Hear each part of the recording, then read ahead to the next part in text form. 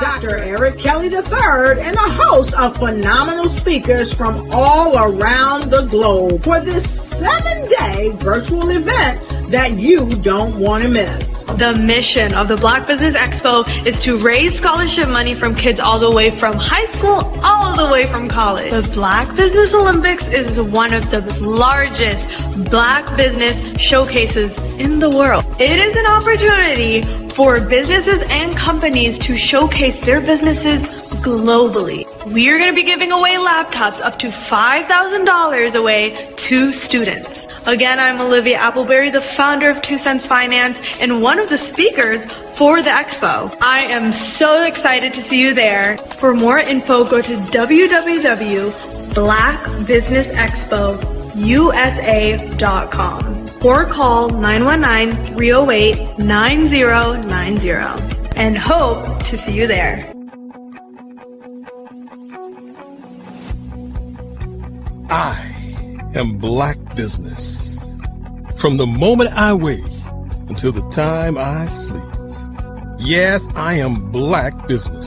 I am Black business. Tell me, are you Black business? I am Black business. Do you support Black businesses? Listen, I support Black business because I am Black business. Black Business Expo, one of the largest business showcases in the history of Black business in the world. The world! Sign up today at www.blackbusinessexpousa.com or call 919-308-9090. I am Black business. I am Black business. From the moment I wake until the time I sleep, I am Black business. I am Black business. Are you Black business? I am Black business. Do you support Black businesses? I support Black business because I am Black business. Black Business Expo, one of the largest business showcases in the history of Black America in North Carolina.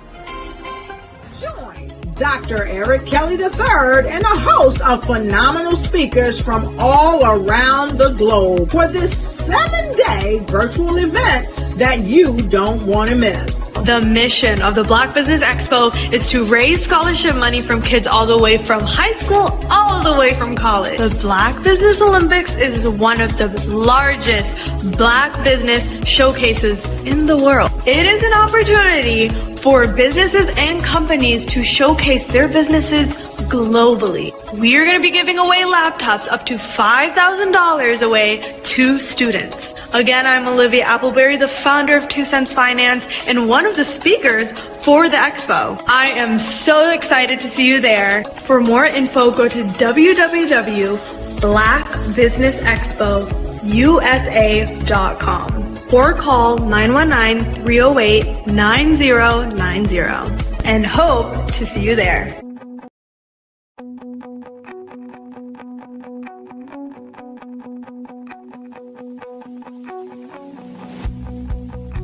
I am Black business. From the moment I wake until the time I sleep. Yes, I am Black business. I am Black business. Tell me, are you Black business? I am Black business. Do you support Black businesses? Listen, I support Black business because I am Black business. Black Business Expo, one of the largest business showcases in the history of Black business in the world. The world! Sign up today at www.blackbusinessexpousa.com or call 919-308-9090. I am Black business.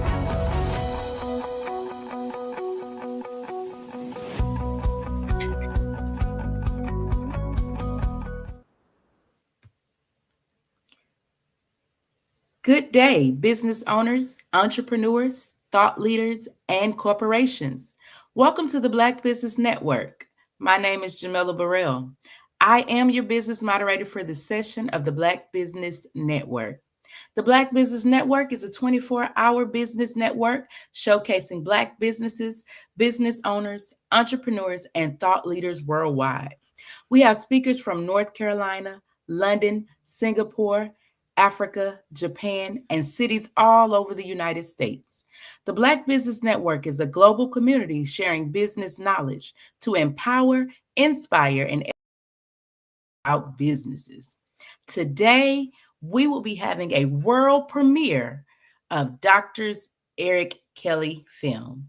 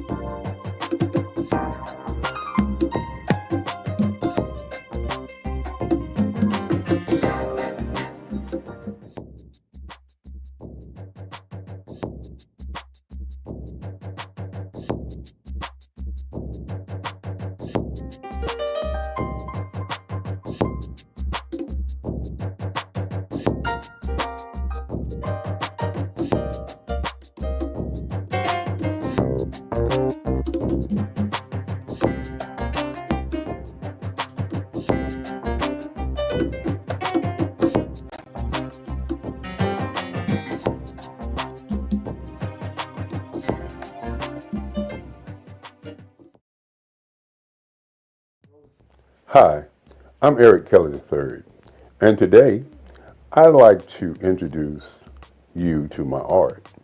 Welcome to the Eric Kelly III Museum, located in Durham, North Carolina. Today we're going to be discussing my art, my journey, and where I'm going next. You know, the past, the today, and the future. When I think about the beginning of my work, I have to go all the way back to when I was about 4 years old. And my grandmother gave me a pen, and I was in church. And I took that pen and I began to draw. And as I was drawing, later on, my grandmother said that the picture that I drew then looked like the choir that was in the church. And so my affinity for utilizing the ink pen to do work still happens today. Now, many times when we begin to talk about art, the question always is, what is the intent? Why do you do art? What makes you an artist? And so, as we look at my early years, I was not thinking about what I was drawing. I was just in love with drawing. I remember in the 5th grade when a young man, one of my friends, came to my desk and saw me drawing, and he said he'd like to draw. And so I said to him, anyone can draw. Because in my mind as a young kid, my art was just a way of, I would say, expressing how I felt. And so each day I would give him triangles and squares and show him how to draw. And so in my mind, I wanted to be an art teacher. And being an art teacher, I thought I could give back to other young people, other folk, how I felt about art. And so as we moved through my timeline and moved past the 5th grade, I began to draw, I would say, comic book figures, a lot of figures, a lot of pictures of what I saw in comic books. And one of the things that I noticed about me at an early age, maybe it was because my grandmother was a civil rights leader, maybe it was because my great-grandfather wanted me to be a lawyer, and he took me each day from Scarborough Nursery School down to the courthouse to watch what was going on at the courthouse. And maybe it was me watching television and seeing the civil rights movement happening, and seeing things that were going on. But I remember when I was about 12 that there was this thing called identity. Say it loud, I'm black and I'm proud. And the music that I was hearing was just so different until I began to change the white images that I looked at to black images. I can remember the Incredible Hulk that I changed into the Incredible Bullock. You got to understand, I was a kid, Tarzan. I did Tarzan wrestling with an alligator in the jungle with an afro. And so this whole thing of black identity was prevalent on my mind as a young artist. Many times people say artwork is political. And I continue to say that not only artwork is political, art is what is your identity, but more importantly, what is your intention. And so as I moved through those years, 5th, 6th, 7th, 8th grade, I began to look at the difference between how I felt and how I saw things. And one of the things that I noticed early on is that I could actually hear tones and hear music, and I would see colors in terms of what I was drawing. Many times I found myself talking to people and I would say, I can draw you if I think about you. And that was one of the games I used to play when I was a young kid. I would talk to somebody, I would listen to them, and then I would go home and I'd get my sketch pad and I would actually draw them. Many times when I was coming up, I used to tell people that if you talk about what you want, I could draw some lines, and then I can go and create that particular object. Intention, identity, and color was very prevalent in my work at an early age. I remember my first paper mache dog that I did. It was white, and my teacher kept the paper mache dog. And my great-grandfather used to say to me that don't give my artwork away. And so he said, only sell to collectors. And so at 7 years old, he started a museum for me called the Eric Kelly III Museum that would house my artwork in his house, along his halls, and house my writings. I'm also a poet. I do poetry, 3 portrait CDs that I've done in the past, along with some more interesting writings. My work, again, as I said before, is about identity and intention.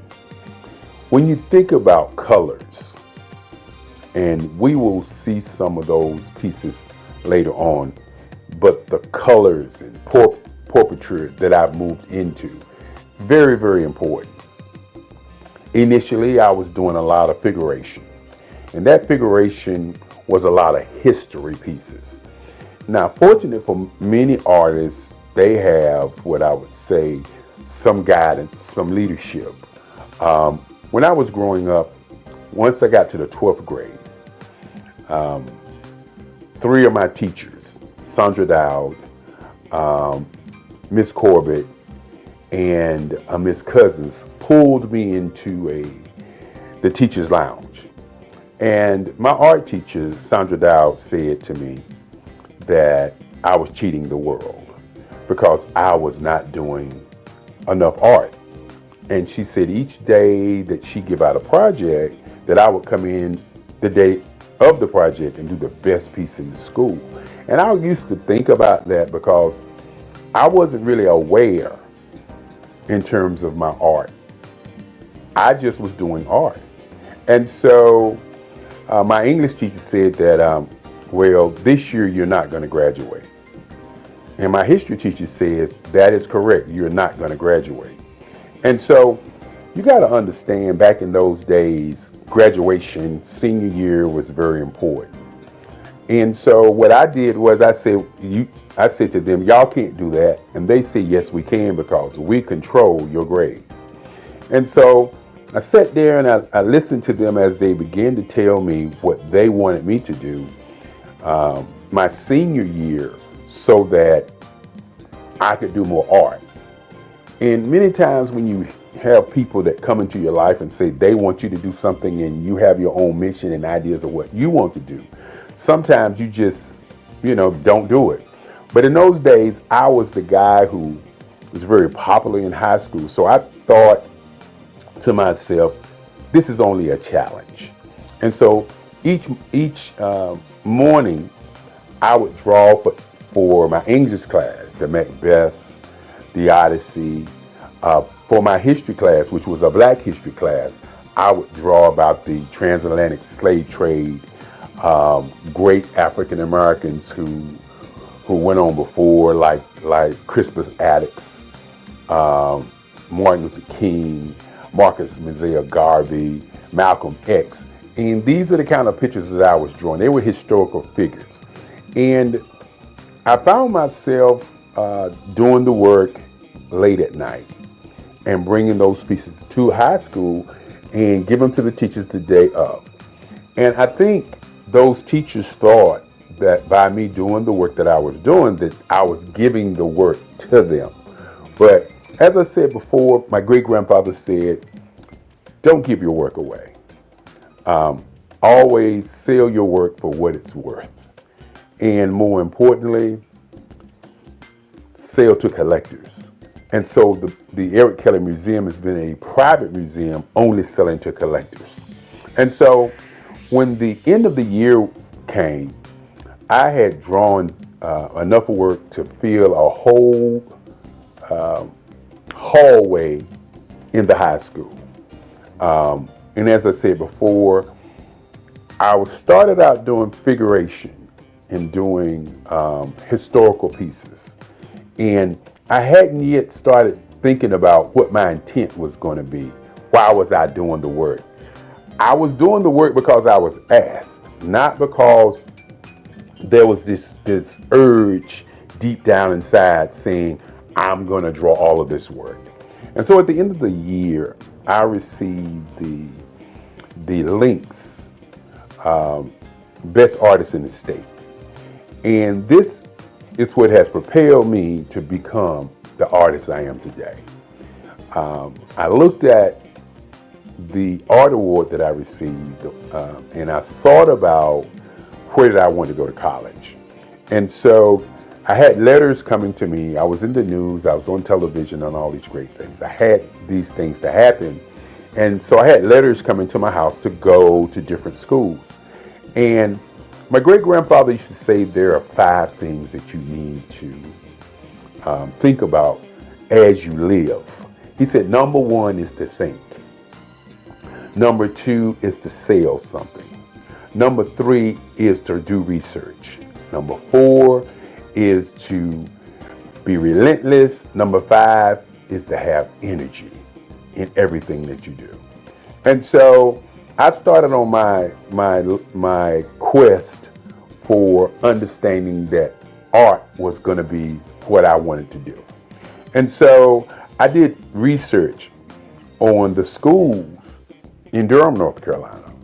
And for those who don't know about Durham, North Carolina is a space where black people, 49% black people, were engaging in economics everywhere. You know, Durham was the tobacco capital of North Carolina at one time. And so when I was a young man and I lived in Federal Street Projects, I could walk down to Pettigrew Street, not to Parish Street, because Parish Street is considered Black Wall Street now, but before Parish Street, there was Pettigrew Street. And on Pettigrew Street was Service Printing, black men owned it, the Regal Theater, black men owned it, the barber shop, WAFR, and the taxi cabs. And I could see black people doing great things right there on Pettigrew Street. And Pettigrew Street was probably about 4 or 5 blocks from where I stayed. I remember going to the Regal Theater, seeing Hercules and all these movies as a young man. But the thing that really impressed me about Pettigrew Street was I saw black people doing black things. And so as I did my research to see where I was going to go to school, I discovered that North Carolina Central University was one of the top schools with black professors. And one of the things that I wanted to do, you know, as a young person is I wanted to go to a school where I could study in the class, and then I also could go to the library and pick their books up and read more about what they were talking about, so I would be immersed into the art. And so at that time, North Carolina Central University did not have an art scholarship program. And so remember what I said earlier about my great-grandfather. He said, think and then sail and do research. And so in doing my research and thinking, I said to myself, I want to take my portfolio down and ask them to come to that school for art. Now, many people don't know, and I didn't know at the time, that Ernie Barnes, who is one of the greatest artists who've ever come out of Durham, North Carolina, didn't know that Ernie Barnes had gone to North Carolina Central University. That was not, in my mind, something that I knew. I was an artist who was influenced by the people that I knew, not the books that I read, but the people that I actually knew. And so I took my portfolio down to Atlanta Henderson at North Carolina Central University. My portfolio was full of historical art, as I said before, because that's all I was doing.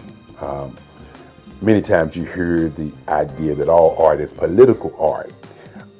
While I wasn't thinking my art was political, my art was always about identity as a black man, as a black person, as a black entity on the planet.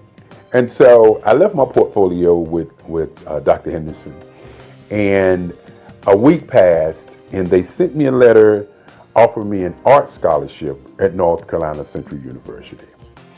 This was probably one of the greatest days of my life. As my grandmother at the time said to me, she said, well, since you're going to school for free, I'm going to give you the family car. And you know, when you're thinking about your life and how things transpire to get you where you're going, these are the kinds of things that move you to believe in yourself. My grandmother used to say, you can do anything that you want to do. Just stand up for yourself and do it. And so, with that being said, my grandmother gave me the family car, and off to North Carolina Central University I was. And, you know, one of the first heartaches that I would say that I had at North Carolina Central University was the whole I'm on art scholarship. And Why I say it was a heartache is because the other students that was in school in those days, they knew I was on art scholarship. I didn't know they knew I was on art scholarship. So when classes began and I was asking the other students about painting, because in high school I had done 3 paintings, hadn't done a lot of painting. As a matter of fact, I was self-taught for my painting. My art teacher, Sandra Dowd, said to me, and I will never forget it, she said, "You an artist. I don't have to tell you what to do. Just take the paint and put it on the canvas and you will figure it out." And that was my first foray into painting. And I did pretty good. I created an abstract. I created a couple other paintings, and I was doing pastels at the time. And pastels was my first love after pencil and ink pen. And so what I did was I utilized my pastel skills as a way of painting. So when you actually see some of my painting, it looks like pastels, because that's how I mix, that's how I match my colors, that's how I draw, that's how I utilize my line work on my paintings, just like pastels. And we'll get an opportunity to see some of those things as we move forward. And so as I got to college, I won't ever forget, I was asking a young lady how to paint. And she said, "You got an art scholarship. You ought to know how to paint." And this was a heartbreaker for me, because I came from a background of people helping people to get to where they go. And so with that in mind, in terms of how I was raised, I was never raised to say to people, "I can't help you. I'm not going to help you. You got something, so go do what you do." And so this was a daunting task for me, because I was looking at seniors doing artwork, and I was expected at that moment to be able to do work just as well as the seniors were able to do the work, because in their minds, I had an art scholarship, and that art scholarship meant that I had some magical powers, some great art in me that they didn't have. And so I was very, very depressed on that day. I remember it like it was yesterday, because what I did was, as they laughed at me, as they looked at me with those eyes of, I don't know why you got an art scholarship if you can't paint kind of feeling, I just walked out of the classroom, got into my car, and I drove home. And I sat in my house, in my grandmother's house. I sat there and I just thought, why am I going to college? Do I want to go back to college? Do I want to continue this thing called art? I wasn't sure. I just sat there and sat there and sat there. And then in the back of my mind, I could hear Sandra Dowd saying, you're an artist. All you got to do is put the paint on the board and work it out. I could hear Miss Corbett saying, when I brought her the pieces of artwork, "Oh, this is great. I'm going to be able to talk about Macbeth today, and we're going to utilize these pieces." I could hear in the back of my mind Miss Cousins saying, "When you look at Eric Kelly, he looks dumb. But when he opens his mouth, he is brilliant. He holds class from one side of the classroom while we are doing class, and he can answer all the questions about history." And I could hear these things in my mind while I was sitting there thinking, do I even want to go back? I tell people all the time that peer pressure is a major pressure on many people if they can't handle it. Fortunately for me, my great-grandfather, my grandmother, and my mom's always said to me, you can do whatever you want to do. Listen to what you want to do first and follow your dream. And so my art class was on Monday, Wednesday, and Friday. And my class that I went to was on a Monday. On Tuesday, I didn't go to art class. Wednesday, I didn't go to art class. So on Thursday, I decided that I'm going to go over there to North Carolina Central, and I was going to paint. Now, you got to understand, as a young kid, a young black man, when you're thinking about your identity, you're thinking about what you want to do, and people are pressing against you and doubting who you are and really identifying and seeing who you are. You gotta understand, you're not the guy that I am today. You are a young man who has fear, a young man who's uncertain, a young man who is asking the question, why am I here?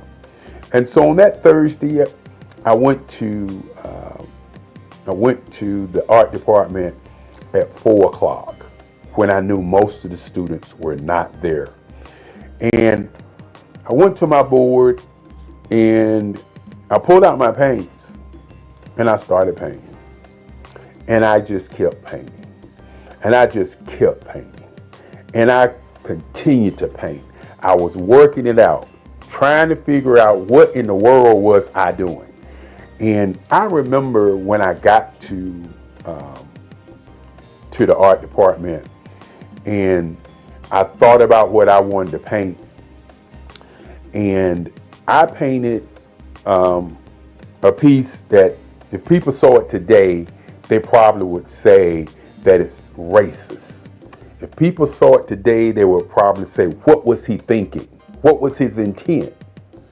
But I had done a piece in history, in Black history class, of a slave being hung. And it showed a plantation owner grabbing the slave in his hair, getting ready to put the slave into a rope. The name of the picture was I Didn't Do It. And the picture was about a slave who witnessed something that happened and told other people on the plantation, and then the master decided to hang him for talking about it. And in this piece also has the Ku Klux Klan in the back, the fiery cross in the back, and all of that crazy stuff I was doing back in that day. And I began to paint that picture. And as I was painting that picture, I could see exactly how to paint. I don't know why or what, but I could actually see how to paint. And so I was there from 4:00 in the afternoon, and I looked up, it was 4:00 in the morning. I took my sheet that we had in art class and I laid it over the piece, and I jumped in my car and I went home. And so my class was Friday morning at 11:35. And so I got to class late that day, and somebody had pulled my sheet off of my painting, and the whole entire class was standing around my piece. You know, when you are uncertain about who you are and what you're doing sometimes, and you're looking for validation, it kind of gets in the way of how you make art. And what I mean by that is, I was not looking for validation. I was looking for how to paint. And by looking for how to paint, I created something that nobody expected to come from me, because just 2 days prior, I was asking people in class how to paint. And so this has been a part of who I've always been. is the kind of person who looks at something from a perspective, and instead of asking a question, I delve into it and make a change and make a difference. And so as the kids were standing around my piece, I walked into class, and true to form, I am never been a person who is always trying to talk about what I do. As my great grandfather used to say, great people are not people who are walking around talking about being great. They're doing great things. And so I walked in and I walked past the students, and I started to pull out my paints in my box. And one of the students says to me, and this was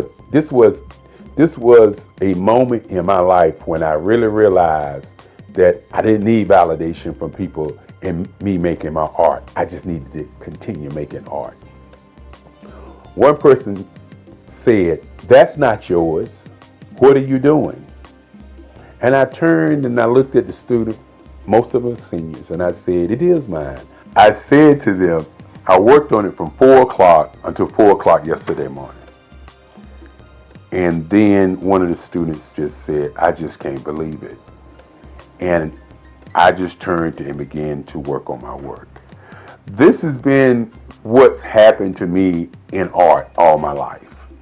It's never been about me looking to be a great artist. It's always been about, what is the identity? What is the intent? Why do I draw? What about this practice that I have? What about this museum that I have that makes me continue to draw and paint?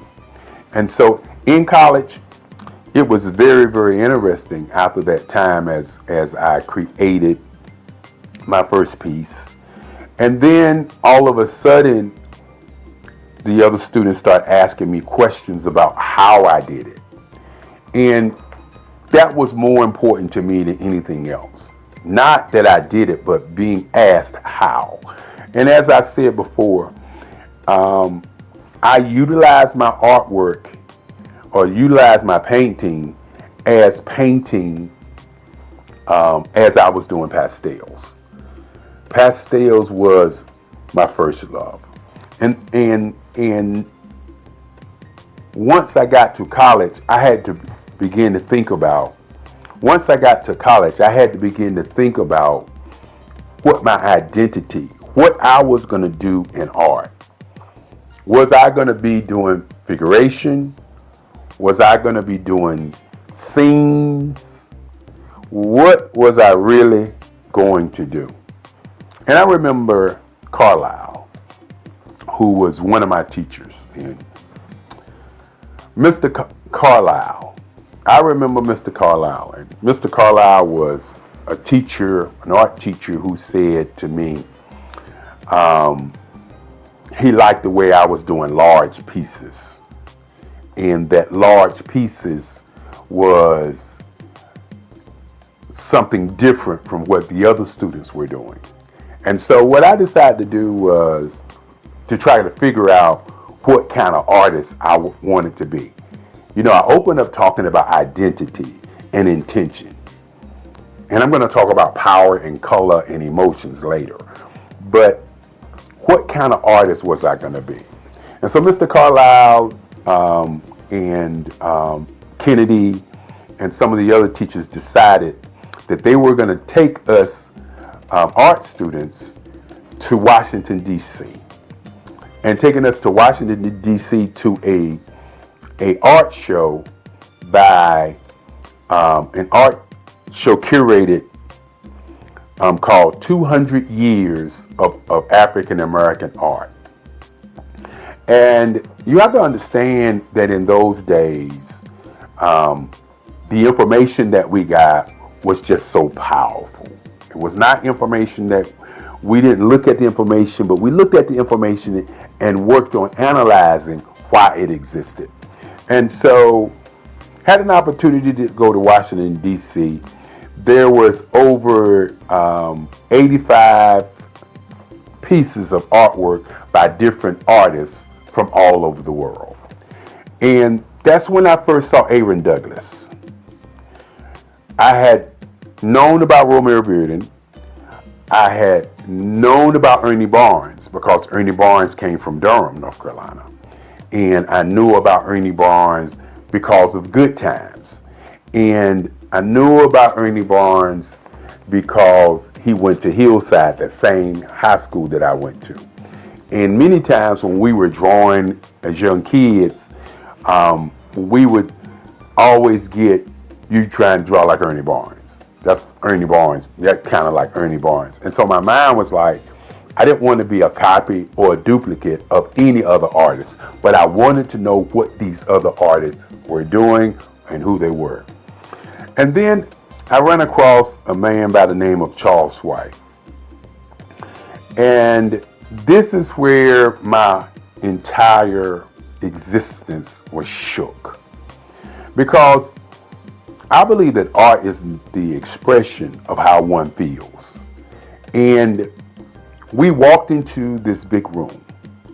And on this room was a mural. And this mural looked like I drew it. It looked like my work. Mr. Carlisle said it. Mr. Kennedy said it. And I was looking at it and I was like, how can this be? How can this man's work be like my work? And who in the world is Charles White? And so this was a journey to kind of discover who he was, why he drew the way that he drew, what was the political part of the kind of art that he was doing. And more importantly, in those days, some artists was doing something that they call today super realism. And that's what Charles was doing. Charles was drawing these pieces with asymmetrical lines, and the line work was just so awesome. And so after discovering Charles White, I began to study Charles White. And of course, I was always studying Ernie Barnes. And so I had to figure out what I was going to put in the art canon. Was I going to continue to draw these kinds of pieces like the Charles Whites? Was I going to continue to draw the pieces like Ernie Barnes? And so I talk about intention and identity and what my work really represents. And what I say to many people, that my work represents world peace. That's what my work represents. The colors that I use, the line work that I use. I'll share with you a little bit later some of the pieces and some of the line work that I do. But my work is about bringing people together, having them to see each other without seeing black or seeing white, without seeing color. I decided that I would do portraits, instead of doing themed pictures. Now I still do theme and scene work also, but I decided that I would do portraiture, that I would do portraits, and that I would take colors and use them as emotional tones. Many times I sit down and then I hear music and I see colors. I hear people having conversations, I see colors. And so I decided that doing portraits of people and how they feel and how they look would be an impact on how people feel. And so I can remember going to New York City during the summers and just sitting on the stoop in Harlem and just watch people go by and just try to see what they were thinking. You know, when they was arguing, how the intensity of that argument was, and the facial expressions, and I was always amazed by how people reacted. And each time that I would see people responding or moving, I would always see a different color that I could see in my paintings. And so I started drawing pieces in colors. And so my work has morphed from just doing the figuration into just doing portraitures, even though my next series of paintings are going to be dedicated to Black women. That's going to be an awesome set of work that I'm going to work on. I can't wait. And so when you look at my work and you look at my portraits, you'll notice that I'm working to capture an emotion. When I do a piece in green and white, I'm looking at capturing an emotion. When I do a piece in a red, white, and blue, or as the Nipsey Hussle piece that I did, or as I would say, the rap piece that I did, which is a piece that shows the California colors, the American colors, and the African colors. And so I'm utilizing all these colors to make you, the viewer, see an emotion and get a feeling from that particular piece. My intent is to push you away from looking at a scene, but looking at how somebody is being seen. And that's what my portraiture work is all about. For the last 20 years, I've worked on work that transcends time. Pieces on my grandmother, my mother, in what I call lines, colors, and emotions. And when you sit back and you think about that first day in college when I didn't know how to paint, and you think about now where I'm painting every day, you can understand what identity for me has always been about. We hear about Black female artists. We hear about white women artists. We hear about white men artists, the Michelangelos, the Monets, and all of these guys, the Picassos. But what we don't hear is about many Black men artists and what is their intent and identity in the Black art canon. I don't want to be revered as a Black artist. And one of the reasons that I moved into doing the kind of work that I'm doing is because I want to be revered as an American artist. I don't want to be revered as a Black man artist, even though I'm a Black man.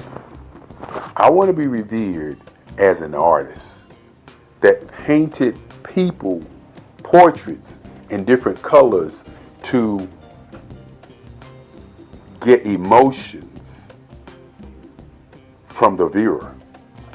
I want my pieces to be large enough that it impacts you as you're looking at it, as opposed to you're just looking at a piece. You know, the colors are symbols and emotions that I get when I'm listening to music, when I'm painting. And so I want my audience to begin to look at my pieces as if it's an emotion, not just a painting, an emotion. And when you talk about all art being political, my work is about, again, how do we develop world peace through art? And I believe the way that we get to world peace through art is by stop looking at art as being Black or being white and looking at art as an entity of making, or as some people say, as creating a piece where you get emotions, where you get feelings, where you get an idea of what my intent is when I was actually creating or making the art. That is kind of where I am today in terms of my work. When you think about my great-grandfather, so many years ago when I was 7 years old, walking into my bedroom saying that he wanted me to be a lawyer. And he asked me what did I want to be, and I said I wanted to be an artist. And at that moment, he made a decision to create for me the Eric Kelly III Museum after we went to look at museums to see what they were about. You have to understand that the future of what I would like to see happen is museums for artists who have been marginalized, for people who we don't talk about. Why is there not an Ernie Barnes Museum in Durham, North Carolina? Why is there not a Romer Bearden Museum in his hometown? Why is there not a museum for black artists so that our young people can see how they went through the process of how they do work? And so with my museum, it's been kind of a blueprint for these kinds of things. The Eric Kelly Museum houses the collective writings, the collective works of my work for over 65 years. And one of the things that I would like to see happen is many, many more museums for great artists. When you sit back and you talk about Basquiat, for example, great artist, a New York artist, where's his museum? Where's a place or a space for us to go and see his work? I talked about Ernie Barnes, or Charles White, for instance. Where can we go and learn about Charles White? Another gentleman, and I could go on and talk about the Kennedy Wiley, who's doing awesome work, Lisa Butler, who's doing awesome work, Mark Bradford, who's doing awesome work. We can go around the country and around the world and see the Van Gogh Museum. We can see the Richard Steele's work, Clifford Steele, work. We can see all of these white artists around the world. Museums. Where are the black museums for our young people to see the greatness of these artists who have gone on before us? You know, I also do photography work, and Gordon Parks was a great photographer. But think about it for a moment. Other than seeing the exhibit of Gordon Parks photography, where can you go and study him, the man? One of the reasons that I'm doing this video is because when you look at or talk about artists, many times we have people to narrate what was that artist thinking about, okay? And what was he feeling about what he was doing? And you don't get the conversation from the artists. The artists don't talk about the line work. The artists don't talk about the color. The artists don't talk about how he got to where he is. It's always somebody else talking about how he got there. Van Gogh, for instance, they talk about him cutting off his ear and sending it to somebody. They talk about the Starry Night piece. From their perspective, they don't talk about, or we don't hear Van Gogh say, well, the reason I did Starry Night because I was depressed and I just thought tonight this was a piece I was studying to do these kinds of things, and this how the Starry Night happened. We don't get that story. So you really don't know the intent. And so I want to do a conversation about the intent of my work.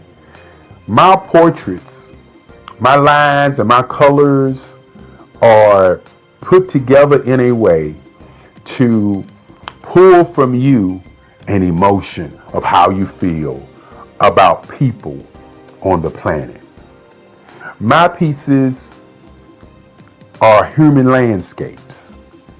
I want you to look at my work and see the lines as the age of the people who I'm painting.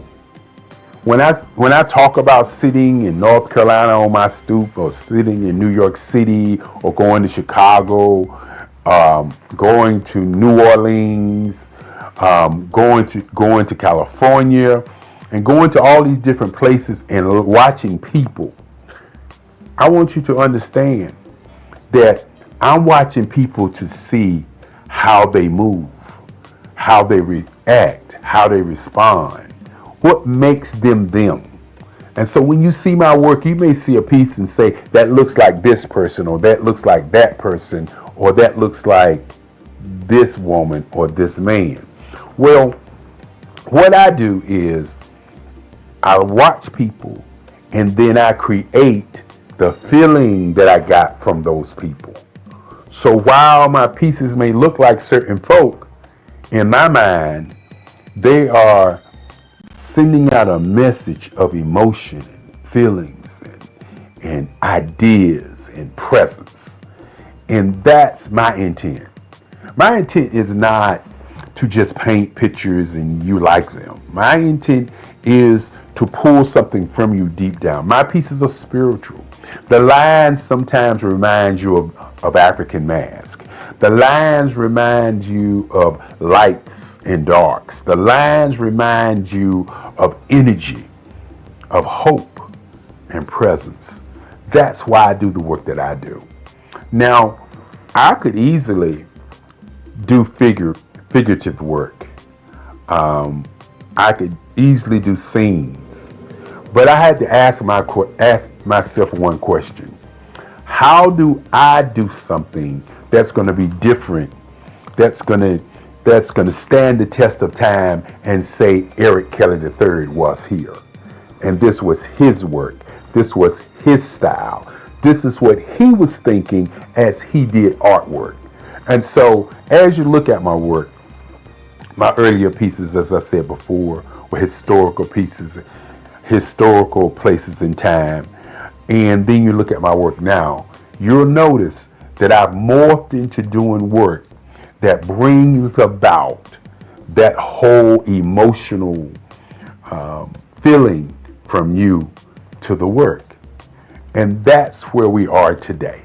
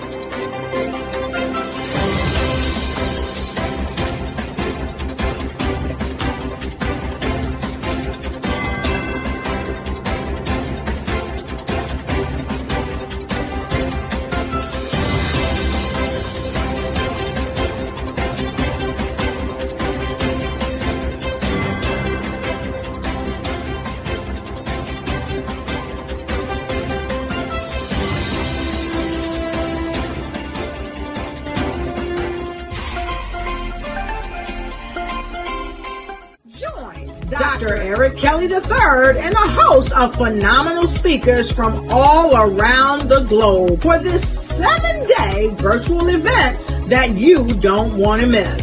The mission of the Black Business Expo is to raise scholarship money from kids all the way from high school, all the way from college. The Black Business Olympics is one of the largest Black business showcases in the world. It is an opportunity for businesses and companies to showcase their businesses globally. We are going to be giving away laptops up to $5,000 away to students.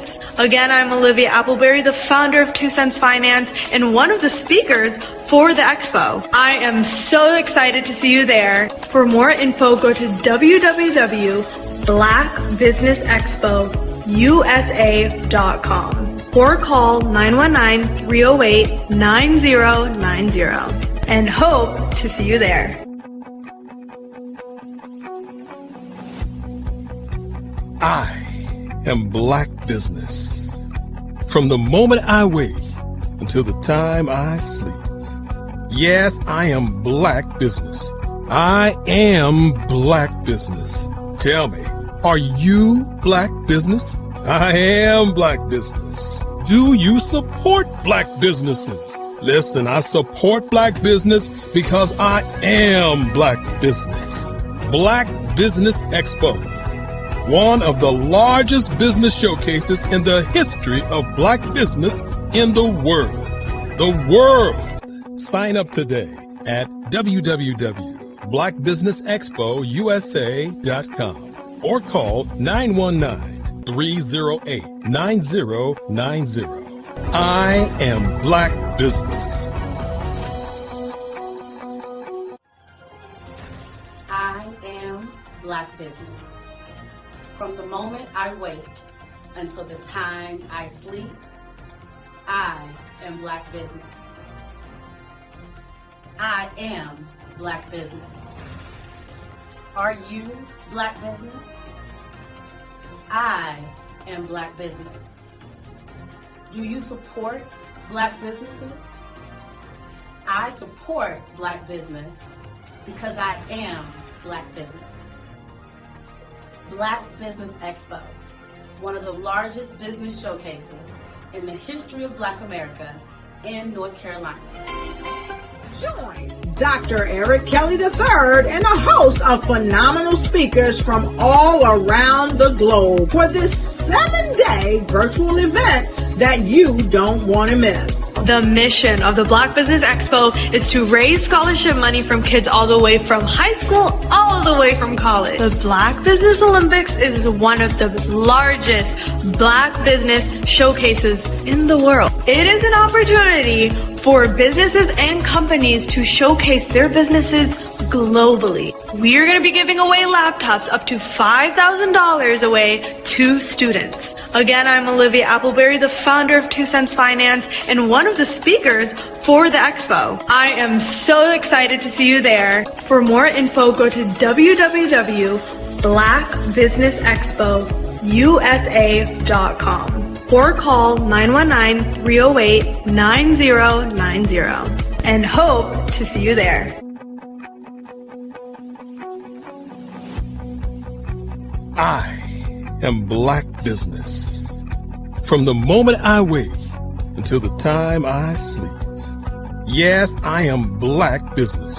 I am black business. Tell me, are you black business? I am black business. Do you support black businesses? Listen, I support black business because I am black business.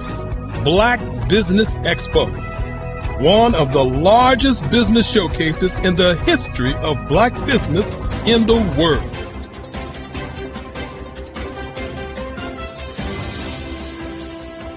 Over the past few years, we've seen the growth of existing and new initiatives focused on financial inclusion, building global networks, and reducing the wealth gap in response to the idea there's not enough seats at the table. Whether their outcomes are to increase the representation of black executives on corporate boards, ensure an inclusive global economy, or to create new U.S. African commercial pathways, the strategies are often carried out by separate programs. The question is, should they be? With the continent of Africa being home to more than half of the world's fastest growing economies, the youngest workforce, over 400 companies generating more than $1 billion annually, 700 generating more than $500 million annually that are poised for growth, and being the destination of nearly $5 billion in venture capital in 2021. diversifying U.S. and Africa commercial engagement by building bridges between African businesses and their U.S. diaspora should begin being seen as mutually beneficial. From helping to reduce Africa's enormous capital gap to catalyzing two-way trade opportunities, the COVID-19 global pandemic hopefully has taught us that global challenges and opportunities are more interconnected than we thought.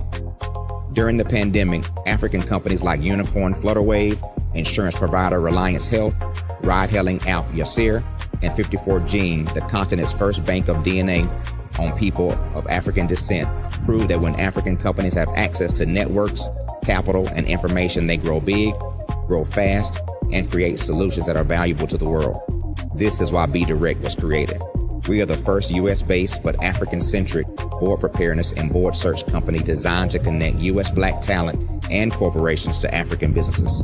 Unique and fundamental to Be Direct's success is our process of helping board candidates adapt their experience and networks to an African context before they're connected to high-growth companies that are looking to locally and globally scale.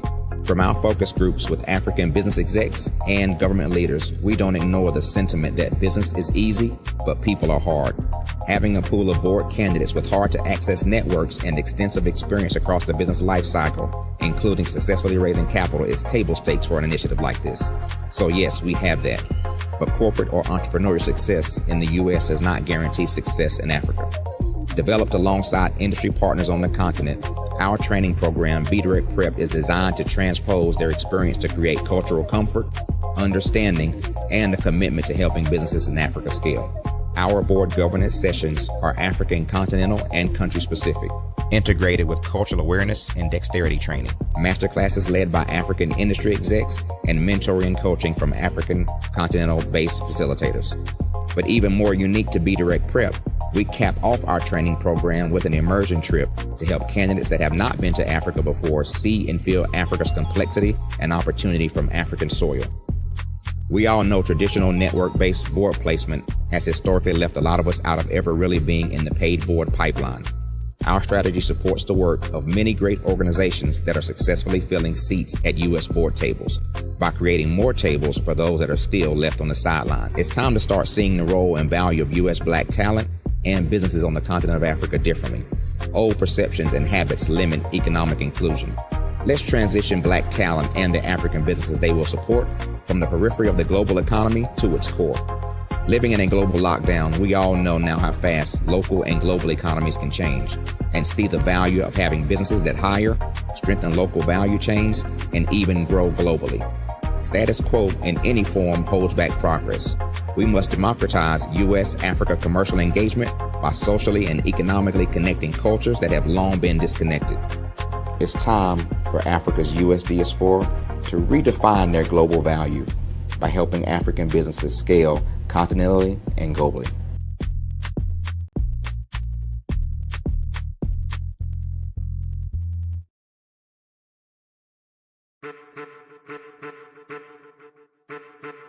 I am a child of the Most High God. He has gifted me in ways that I could not even imagine and didn't know.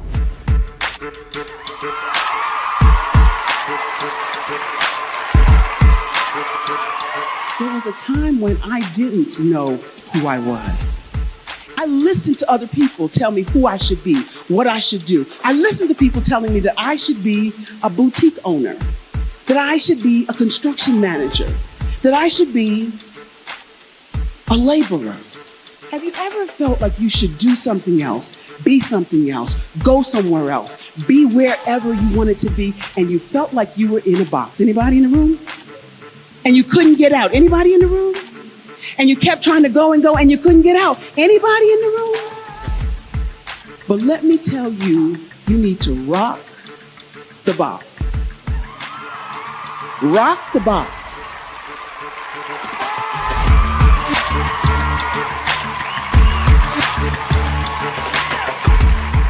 I am engaging, inspiring, and empowering.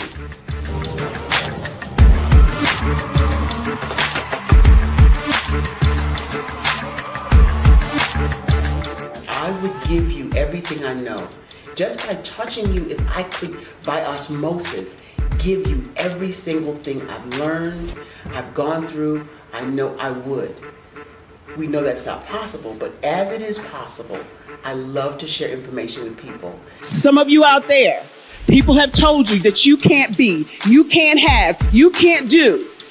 But I will tell you, like Kinston said, you can, you must, and you will. If it's to be, it's going to be me. You got to say it. If it's to be, it's going to be. If it's to be, it's going to be. If it's to be, it's going to be.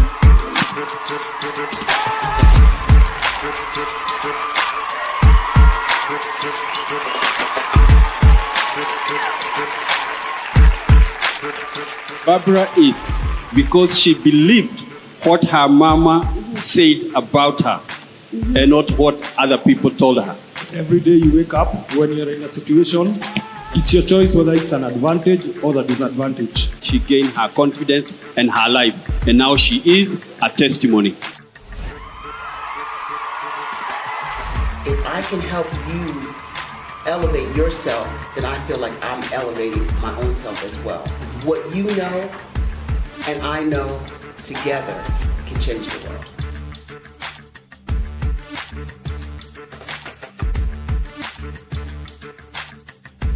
Sometimes you got to hear the news from the Black perspective, and more specifically, Black publishers. And that's exactly why you have to download the Hey Tie app, the largest mobile app delivering breaking news, videos, and podcasts from 200 of your favorite Black publishers. Yes, 200 Black publishers delivering news as it happens, literally all in one app. Go to HAYTI.com or download the app in the Google Play Store or Apple App Store. It's completely free, along with information that you can trust, so go check them out.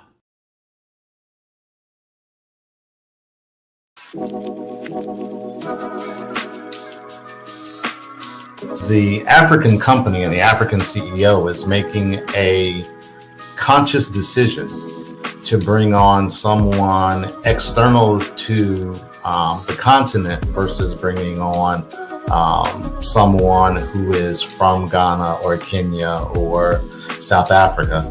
And so the skill sets of the people that we take through our executive leadership training program and ultimately on the placement, obviously have to be extremely high caliber. So what we look for are corporate executives at the vice president to C-suite level, as well as Black entrepreneurs. When we look at the Black corporate executives, we're looking for some very specific skill sets, whether that be around supply chain, sales and marketing, engineering, product development. We want our folks to be able to add immediate value to the corporate board, right? And the other thing is, even if they don't necessarily have specific industry experience, they're bringing a diversity of thought.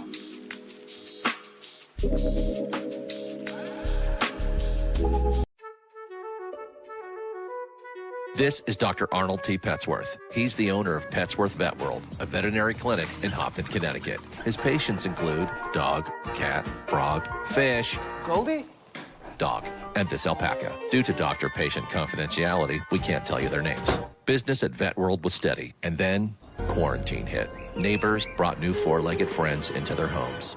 Bunnies everywhere. Dr. Petsworth welcomed these new patients with open arms. The only problem? There were more appointments than he could manage.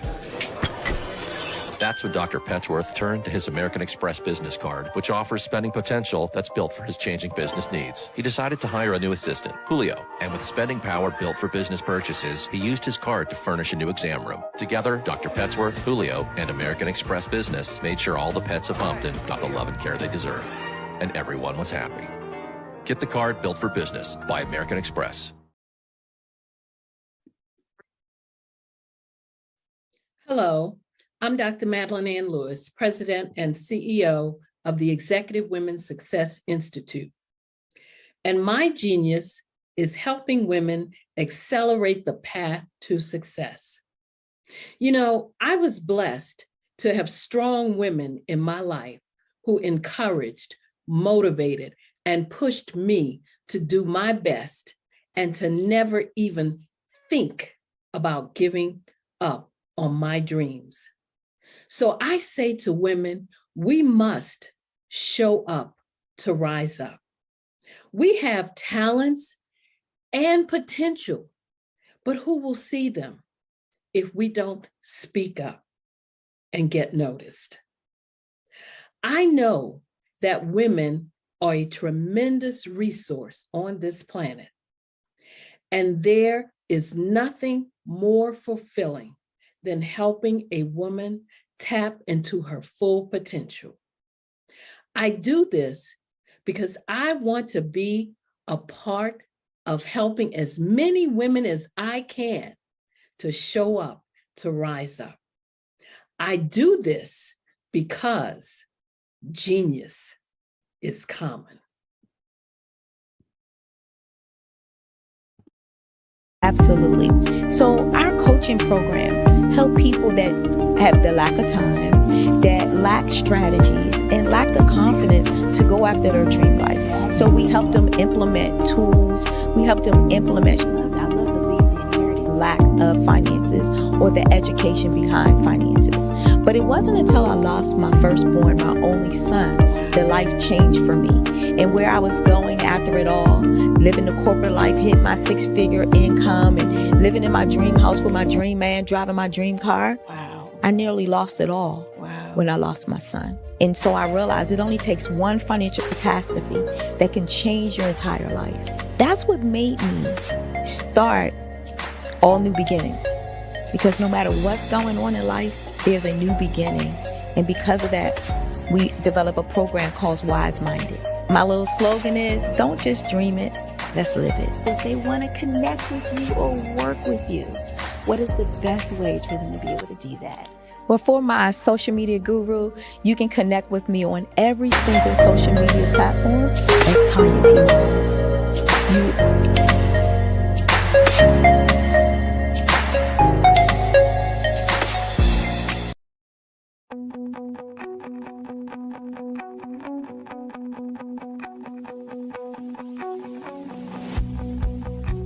I am Black business.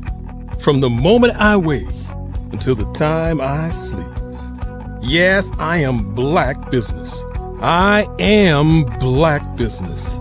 Tell me, are you Black business? I am Black business. Do you support Black businesses? Listen, I support Black business because I am Black business. Black Business Expo. One of the largest business showcases in the history of Black business in the world. The world! Sign up today at www.blackbusinessexpousa.com or call 919-308-9090. I am Black business.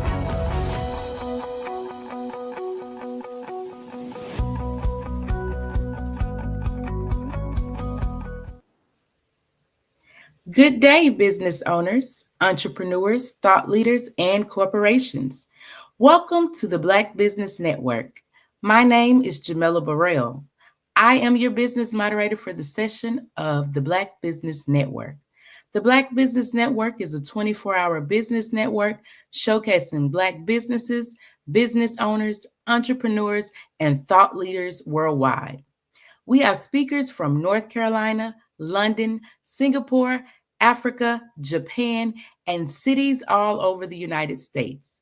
The Black Business Network is a global community sharing business knowledge to empower, inspire, and educate businesses about businesses. We will have a fireside chat with Armand Wallace. Armand Wallace is the founder and the president of the Legends from the Past and Future Show, LLC. He was born and raised in Annapolis, Maryland. Armand demonstrated leadership and determination from a young age. While attending Annapolis Senior High, he earned letters in the Annapolis High Fighting Panthers football program for 2 years. After high school, Armand went on to attend Anne Arundel Community College, where he made the first team All-Region and All-JUCO teams during both his freshman and sophomore years. In 1981, he enlisted in the United States Army, where he served with distinction and retired in 2003 as Sergeant First Class from Fort Leavenworth, Kansas, ranking in the top 3% of his class. Following his military career, Armand transitioned into the civilian workforce as a defense contractor, where he became one of the lead supervisors in the PEO Soldiers Program. Later, he served as the property book officer at the Walter Reed Army Institute of Research before retiring from the federal government in 2022. Armand is happily married to Dr. Andrea Wallace and is the proud father of 4 adult children and grandfather to 5 beautiful granddaughters. Through his entrepreneur efforts and dedication to service, Armand continues to inspire others with his leadership and commitment to excellence. I present to you Armand Wallace.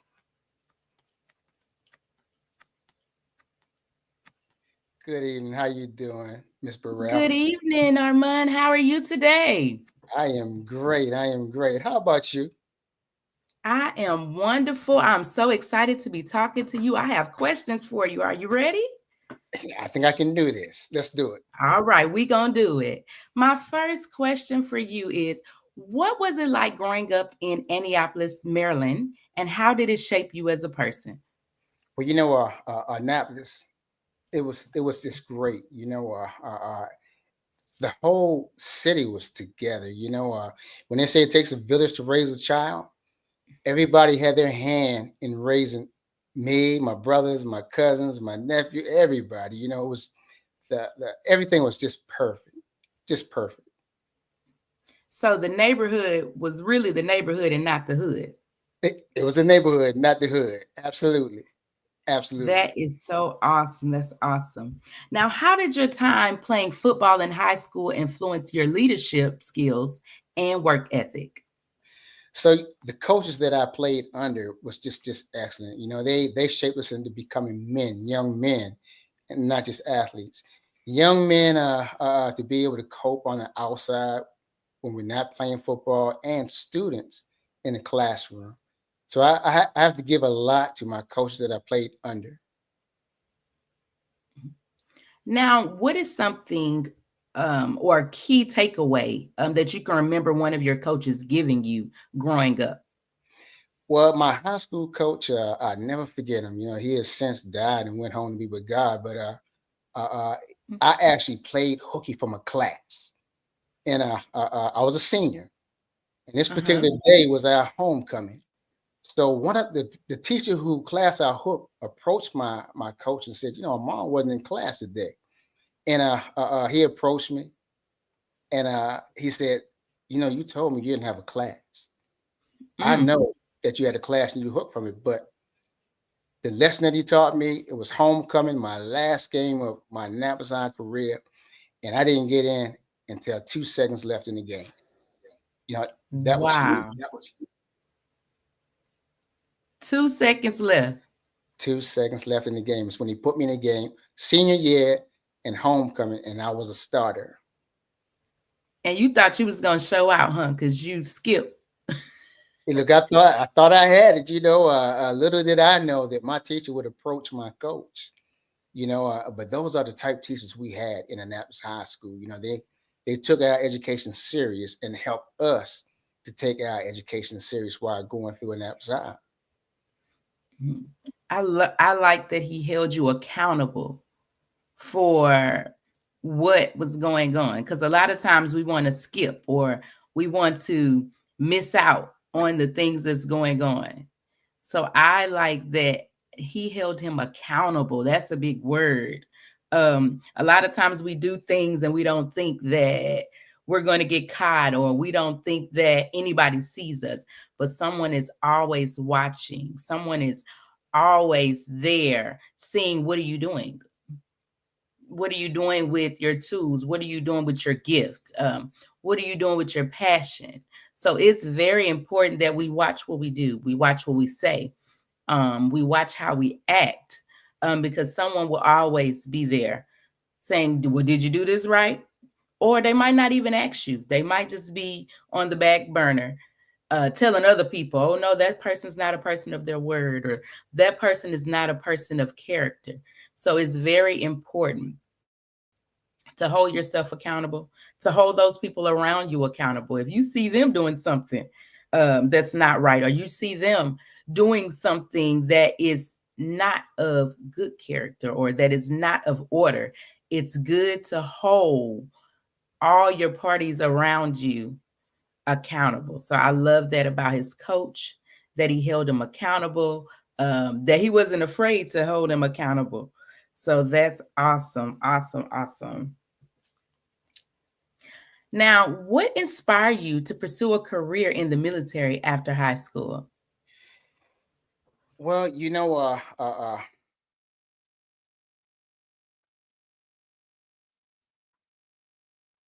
what happened there is I wanted to be an entrepreneur. So in order to be an entrepreneur, I had to be able to pay for becoming one. So I felt that the best way of doing that was joining the military.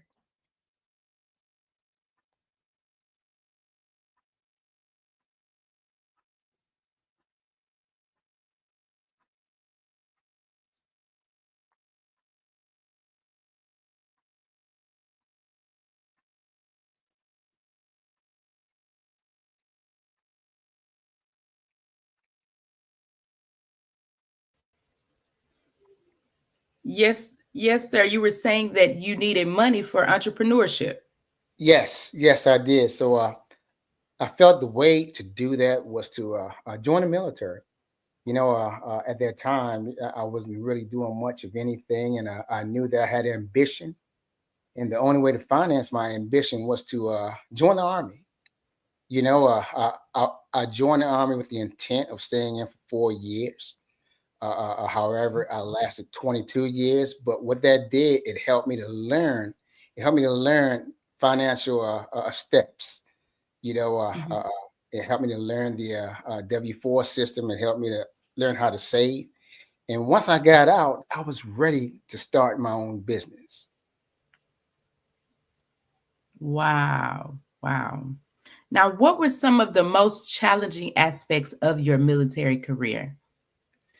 So, the different places that I actually deployed to and the people that I came in contact with and actually growing through the ranks. I was able to, once I started growing through the ranks, I had people under me. So I was able to help them with their finances, how to eliminate debt, that they could go to school and their tuition would be paid 100%, which would set them up if they chose the correct curriculum to study. So that's what I felt I wanted to do with my soldiers, which ultimately helped me in the process. And here I am today. Awesome. Awesome. Now, what was it like to retire as a sergeant first class in the top 3% of your class in 2003? It was amazing. It was really amazing to reach that pinnacle. I knew that I could have gone further, but to retire as a sergeant first class, top 3%, what it did, it left a mark for my children to achieve. I have three boys who were living with me, and I wanted nothing but the best for them. So by me achieving that, it helped them to achieve their dreams. They knew that the bar was set high and that they had to go after it and get it.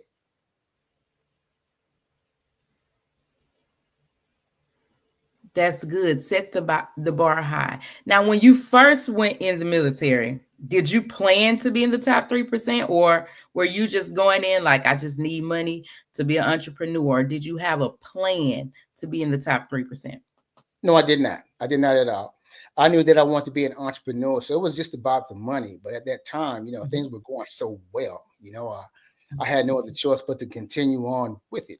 So again, my my goal was to become an entrepreneur, to raise money, to be prepared when it was time to get out.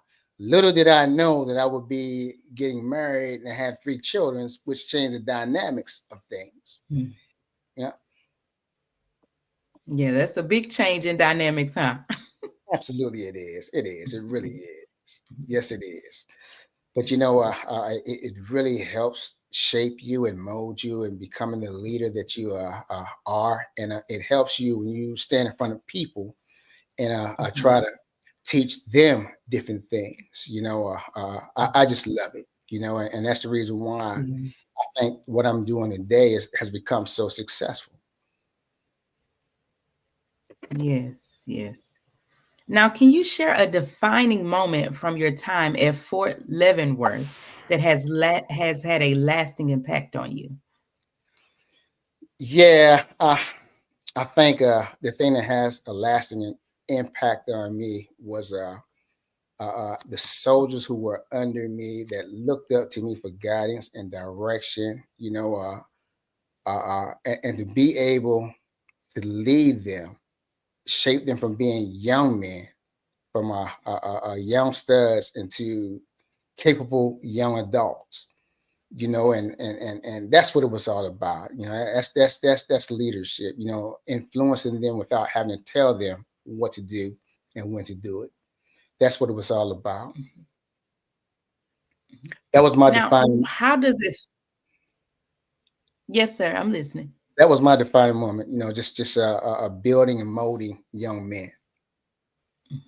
Now, how does it feel to be an example? A lot of people get fear when other people start to come to them and ask questions or just look at them as an example. How does it feel to you to be an example, to be a leader, to show them the steps on what to take or what to do?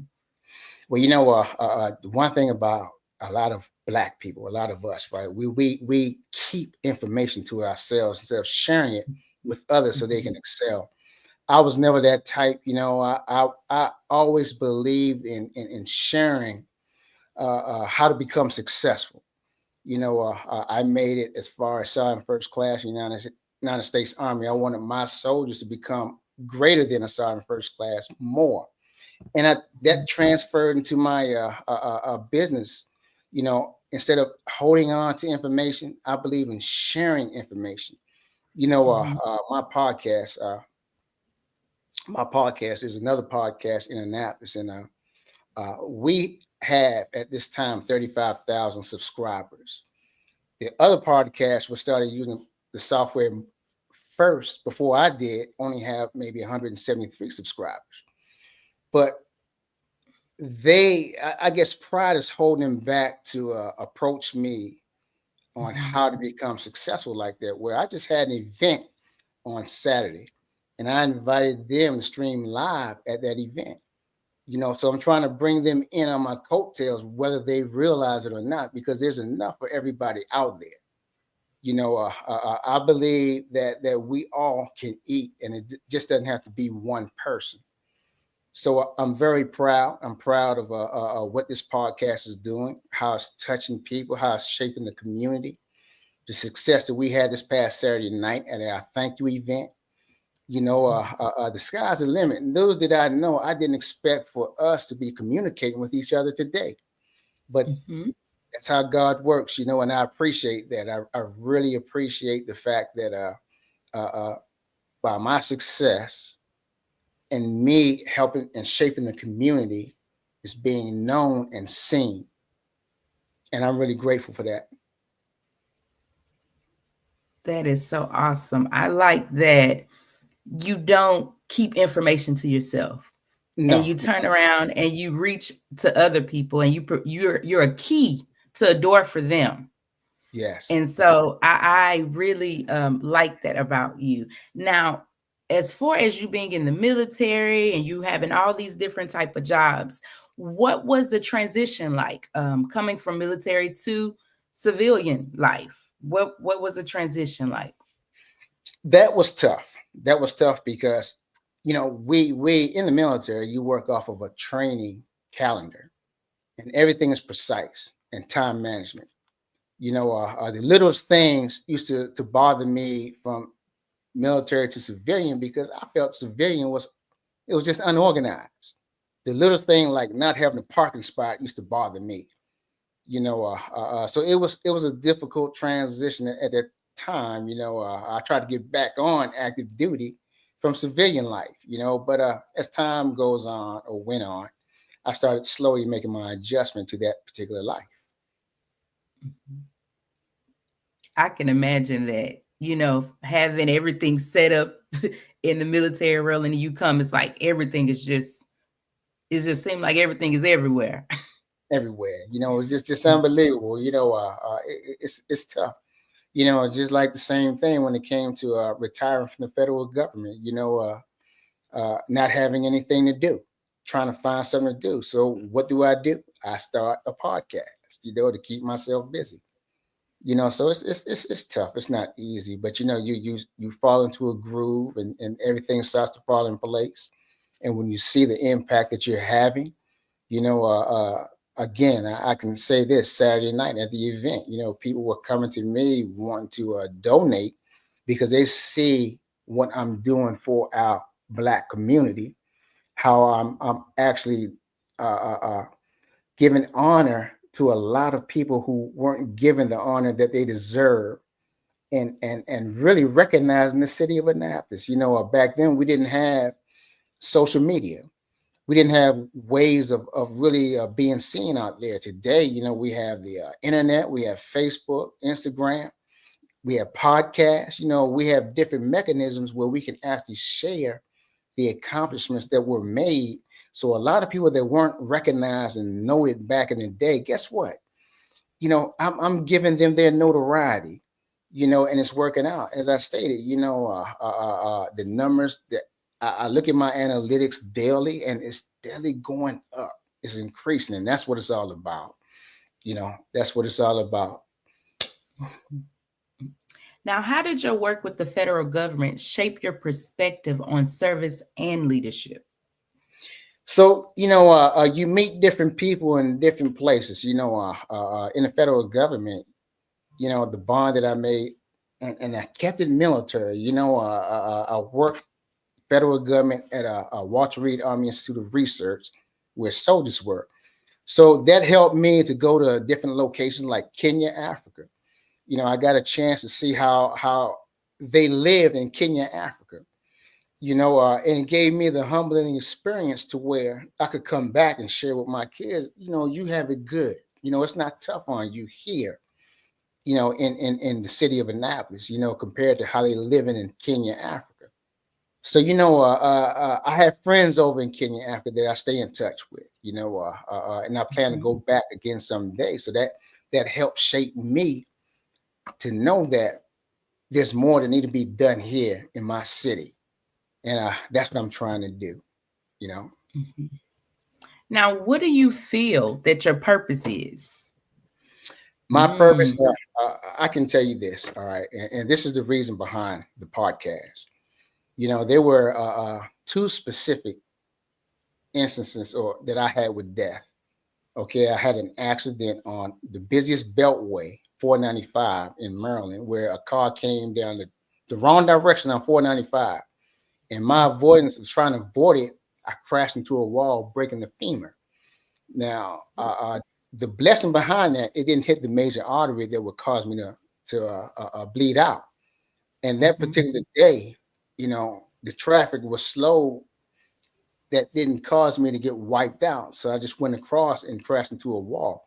The second time was I was working out with a trainer, and I actually died for 3 to 4 minutes. My trainer said that he thought he had lost me.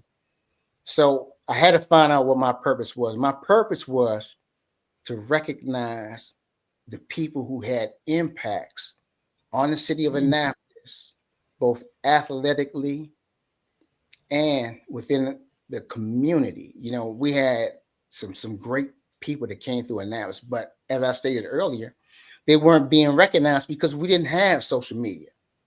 All right. So the process of them being recognized was slow. I recognized a guy who had an impact on the city of Annapolis and gave him a Legend of the Year award this past Saturday, and his name is Leslie Stanton.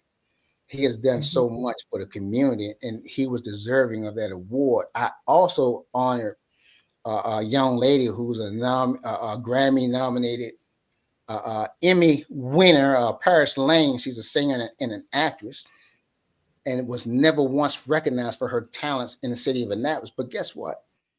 I honored and recognized her and gave her an award this past Saturday. We have a young kid who does a lot. You know, he was the second leading rusher in Annapolis, in the state of Maryland. He does a lot in the community. You know, he won the highest award as a running back in the county, and I recognize him as a future legend of the year. You know, and this is what my podcast does. We honor and recognize those who deserve it. You know, and that's my calling. My calling is to honor and recognize people who are having an impact, but it's not just in the city of Annapolis or the state of Maryland. It can be worldwide. But it just so happened I'm doing my city because we didn't have what we needed back then, but they have it now. Mm-hmm. I like how you say to recognize and honor, because if you don't recognize the greatness around you or honor the greatness around you, you can't hear what is being said. You can't hear the wisdom. You can't hear the lesson. Yes. So that's a very important purpose. Very important purpose. Yes. Yes. So how would you say, because you said back then they didn't have internet, they didn't have social media. How did internet and social media and everything cause you to pivot your business and cause you to be out there and market more and recognize more people? Well, you know, it made it easy. It made it easier to do that. Now, when I first started this, which was November the 4th, 2017, I was using my phone. And remember, COVID hit in 2020. So while I was using my phone, I would go back to the old high school football field and interview the talent that came through, the ones who had an impact. Or I would go into their homes and interview them, right? So when COVID hit, we could no longer do that, right? So Right. I had to come up with a software to use. And a good friend of mine by the name of Darius Stanton, he recommended StreamYard. So I started using StreamYard in probably 23 or 24. All right. And it's been taken off so much because now we can do it virtual. Just like you're doing me virtual, I can do them virtual. And they get excited when they hear the founder and the president would like to interview you on the Legend from the Past and Future show, and they send me what I need, and we broadcast not just in Annapolis, but we broadcast worldwide. You know, my largest audience is in India. You know, they support me well. You know, Kenya, Nairobi, Thailand, you name it. You know, we hit all of the different countries. You know, and it's just a blessing. It's to be able to do that and touch so many people. It's just awesome. It's awesome. You know, what more can I say? You know, StreamYard has been great. You know, and I'm excited about it. We have an interview this coming Wednesday, the final of Women's History Month. You know, so we're gonna hit a young lady that's running for mayor in the city of Annapolis. So you know, I'm excited. You know, it's just great. You know, it's just great. What can I say? Mm-hmm. Now, how do you choose who to recognize? Do people recommend people that's doing things in their community?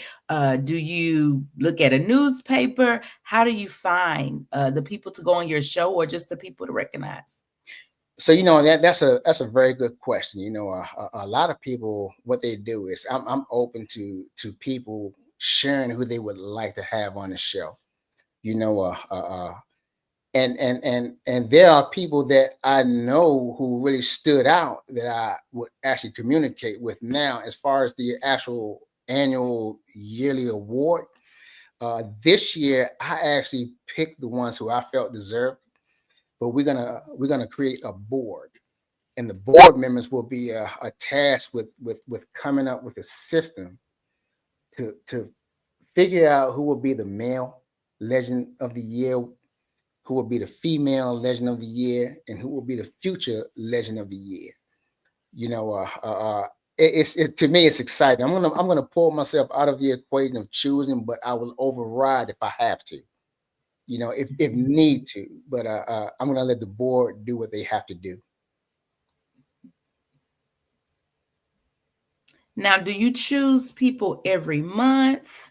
How do you get to the person of the year, the man of the year, the woman of the year, the future? How do you get to the award title? So, little do they know, we watch who we interview each Wednesday. We interview someone every Wednesday. Wow. All right, 8 o'clock. 8 o'clock, we come on every Wednesday.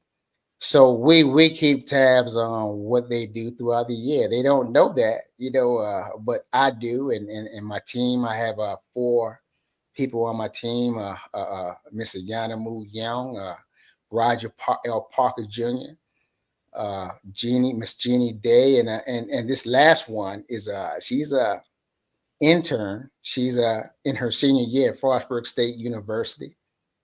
She studies media.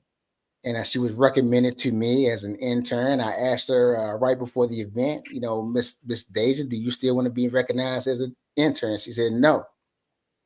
I'm part of the team. I'm part of the family. I want to be with you guys. So now she's a host of the Legends of the Past and Future show. So, and those 4, they are amazing. And they really are the ones who make this show a success. And look, I'm just getting excited thinking about it now. I can't wait for Wednesday to get here. Yes, sir. Yes, sir. Now, where can people find your show, or where can they send in people that they think that are great, or that's helping them, or that's helping in the community? Well, they can email me at ArmandWallace@Yahoo or past and future legends @gmail.com. They can Google us. All right. Legend from the Past and Future TV. They can Google us. They can actually go to YouTube and do a search on Legends of Past and Future, and we'll pop up. And when you do that, they can subscribe, and then they'll see, excuse me, and they'll be notified each week when we have a show once they hit the notify button. But we're there. We're all over. We are growing rapidly. I'm so proud that we are able to make a difference, and that was my intent. My intent was to make a difference within the community, within a socially. Period. What we're doing now. We are trying to.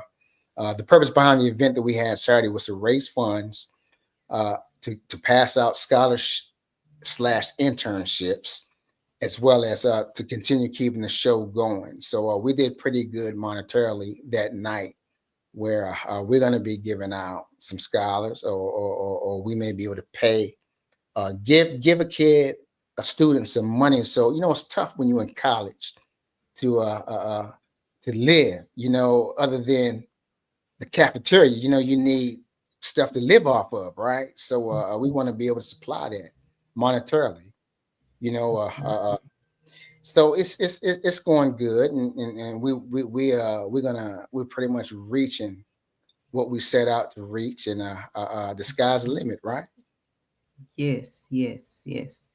Now, what challenges have you faced as a first-time business owner, and how have you overcome them?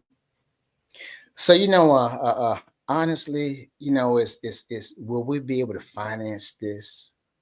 Software is expensive. Or will the people follow us? Will we have that? At one time it was moving pretty slow. A good friend of mine said, your numbers good, but the key is who's watching, because you may have that one who watches that will actually contact you and say, hey, we have different levels of sponsorship. You see, so we do have 3 sponsors, and we need more sponsors, or even donations. So that was my challenge. My challenge was receiving sponsorship and donations to continue with the show. You know, and you know, it's been coming around. You know, at the event, I was approached, and a lot of people said, "Well, you know what? I'm going to give you a nice, sizable donation to help you, because I believe in what you're doing for the community." And with the turnout that we had this past Saturday, it was just amazing. So I know the sky's the limit, and we are just really getting started to achieve what we want to achieve. That's awesome. That's awesome. Now, this is a thinking question, so think about it. What are the top 3 things that you think a person needs to start a business? The top 3 things a person needs. The first thing is, you know, we come up with these ideas, right? But we fail at executing. So number one, if you come up with it, execute it. Number two, we have to be consistent. You know, we become complacent and we lose our consistency. You know, and what I mean is, we have this show each Wednesday. Sometimes you don't feel like doing it, you know, but that word consistency comes out. You know, you have to understand the reason why you're doing it, understand your why, and then become more consistent with pushing it, right? And the third one is what I've always used to tell my soldiers, my government employee, and now I tell my team: never allow anyone to steal your motivation. You know, when you lose that motivation, you just lost your goal. You know, so you have to be motivated and remain motivated, consistent, and execute all of the time. You know, it can be tough, but you have to push through it. Yeah. You know, now, how do you? Yes, sir. It's like, you know, when you go to the gym. You know, you when you go to the gym, you know it's a certain thing you want to accomplish, right? So you're not going to accomplish it if you're not consistent with your mindset and want to achieve that. So, you know, you have to be consistent to achieve it. That's a mindset thing. Being consistent is a mindset thing. Absolutely. Wow. Make up your mind. Follow through with your idea. Be consistent. And don't let anyone steal your motivation. Don't do it. Yes.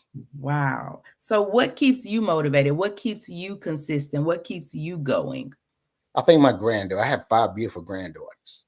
5. You know, and they keep me, you know, generational wealth is what it's all about.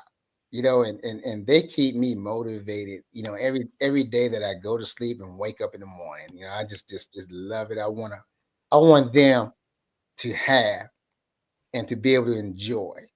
You know, I want to be the grandfather that they need, you know, that they look up to.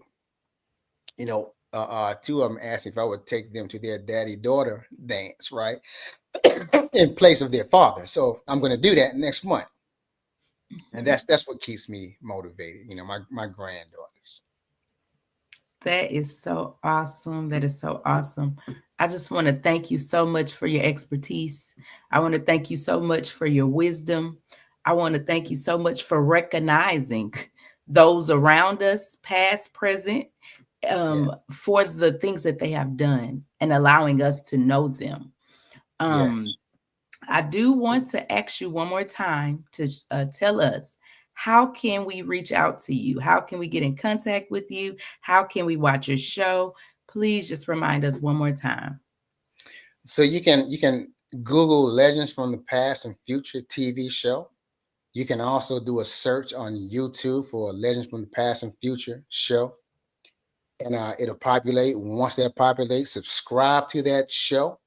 All right. And I'm going to do what I don't normally do, but they can also call me 240-603-1743. You know, again, that's 240-603-1743. You know, I want to take you with me. I want to take you with me. You know, this has been a fun ride, and I don't want it to stop. I don't want to stop. And when it's time for me to stop, I want to be able to pass it down to one of my boys to continue it on. So, I just love people. I'm a people person. And Yes, sir. I just want to continue to honor and recognize the ones who are deserving of recognition and honor within my community, and not just my community, but it's worldwide. And that's what it's all about. Yes, sir. It's worldwide. The sky is the limit. And you have dropped so many gems on us today. Thank you so much for coming. I want to say genius is coming, and I'll see you on the other side. Thank you. Thank you so much. The Black Business Expo mission is to raise funds for high school seniors going to college or K-12 entrepreneurs. This expo is a fundraiser for students. You may go to www.blackbusinessexpousa.com to donate to the scholarship fund. Once again, you may go to www.blackbusinessexpousa.com to donate to the scholarship fund or use the Cash App. That's $BBXUSA. Once again, that's $BBXUSA. Our goal is to give laptops and up to $5,000 to 10 students. Students can register online at www.blackbusinessexpousa.com. Every dollar counts, so we want to remind you to donate to the scholarship fund. We want to thank our Black Business Expo USA sponsors. That's NC-100, Suede Soul, Carolina, Virginia Minority Supplier Development Council, Step Management, Margie McLean Foundation and Corporation, Genius is Coming, Executive Women's Success Institute, The Quality Coaching Company, Superwoman Business Services, Creative Force Studios, Lee Entertainment, Black Business Olympics, Artistic App Design, Banks Law Firm, Black Business Expo USA. Genius is coming, and I'll see you on the other side.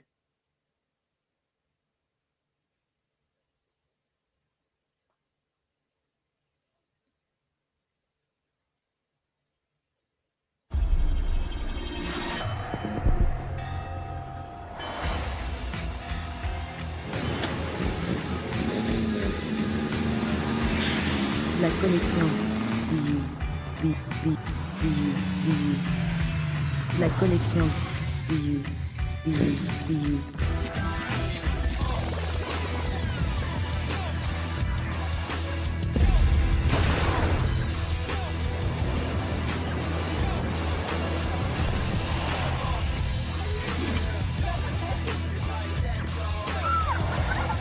In a world obsessed with the cult of celebrity, I challenge you not to aspire to anyone else's greatness, but instead strive to reveal and ignite the greatness within you. Are you serious? I totally think that's it. Hey. No! Hey! To me, sexy is a man that knows who he is and what he wants. Okay. He's comfortable. You look at him, you see him, he's just comfortable being himself. And you're like, Baby, be you. Be you, baby. Just be you. I like it. Introducing the Be You collection, exclusively available at K&G Fashion Superstore.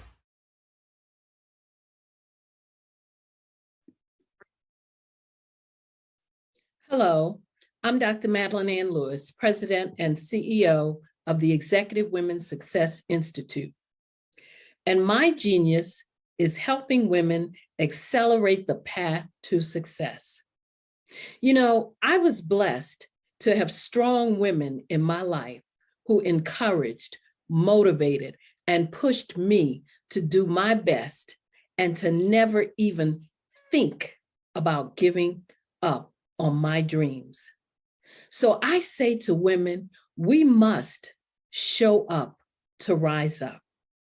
We have talents and potential, but who will see them? if we don't speak up and get noticed. I know that women are a tremendous resource on this planet, and there is nothing more fulfilling than helping a woman tap into her full potential.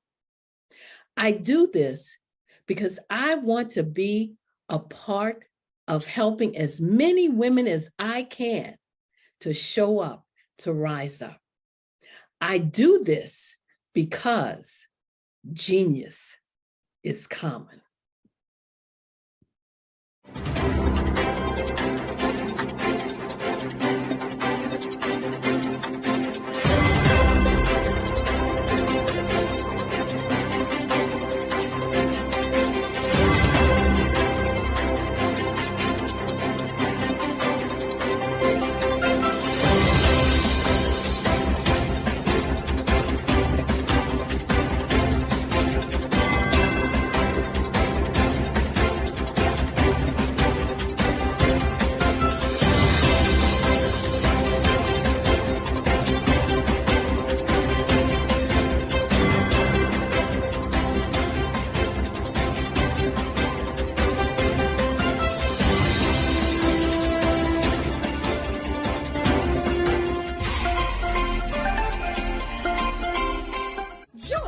Dr. Eric Kelly III and a host of phenomenal speakers from all around the globe for this 7-day virtual event that you don't want to miss.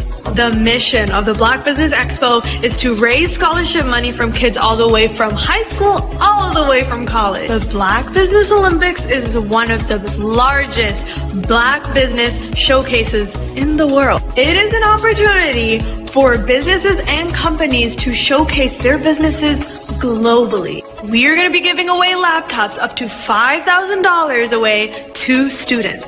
Again, I'm Olivia Appleberry, the founder of 2 Cents Finance and one of the speakers for the expo. I am so excited to see you there. For more info, go to www.blackbusinessexpousa.com or call 919-308-9090 and hope to see you there.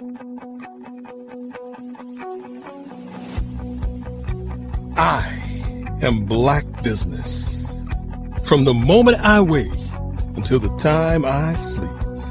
Yes, I am Black business. I am Black business. Tell me, are you Black business? I am Black business. Do you support Black businesses? Listen, I support Black business because I am Black business.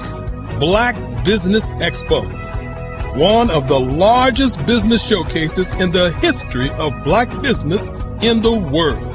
The world! Sign up today at www.blackbusinessexpousa.com or call 919-308-9090. I am Black business. I am Black business. From the moment I wake until the time I sleep, I am Black business. I am Black business. Are you Black business? I am Black business. Do you support Black businesses? I support Black business because I am Black business. Black Business Expo, one of the largest business showcases in the history of Black America in North Carolina. Join Dr. Eric Kelly III and a host of phenomenal speakers from all around the globe for this 7-day virtual event that you don't want to miss. The mission of the Black Business Expo is to raise scholarship money from kids all the way from high school, all the way from college. The Black Business Olympics is one of the largest Black business showcases in the world. It is an opportunity for businesses and companies to showcase their businesses globally. We are going to be giving away laptops up to $5,000 away to students. Again, I'm Olivia Appleberry, the founder of 2 Cents Finance and one of the speakers for the expo. I am so excited to see you there. For more info, go to www.blackbusinessexpousa.com or call 919-308-9090 and hope to see you there. I am Black business. From the moment I wake until the time I sleep. Yes, I am Black business. I am Black business. Tell me, are you Black business? I am Black business. Do you support Black businesses? Listen, I support Black business because I am Black business. Black Business Expo, one of the largest business showcases in the history of Black business in the world.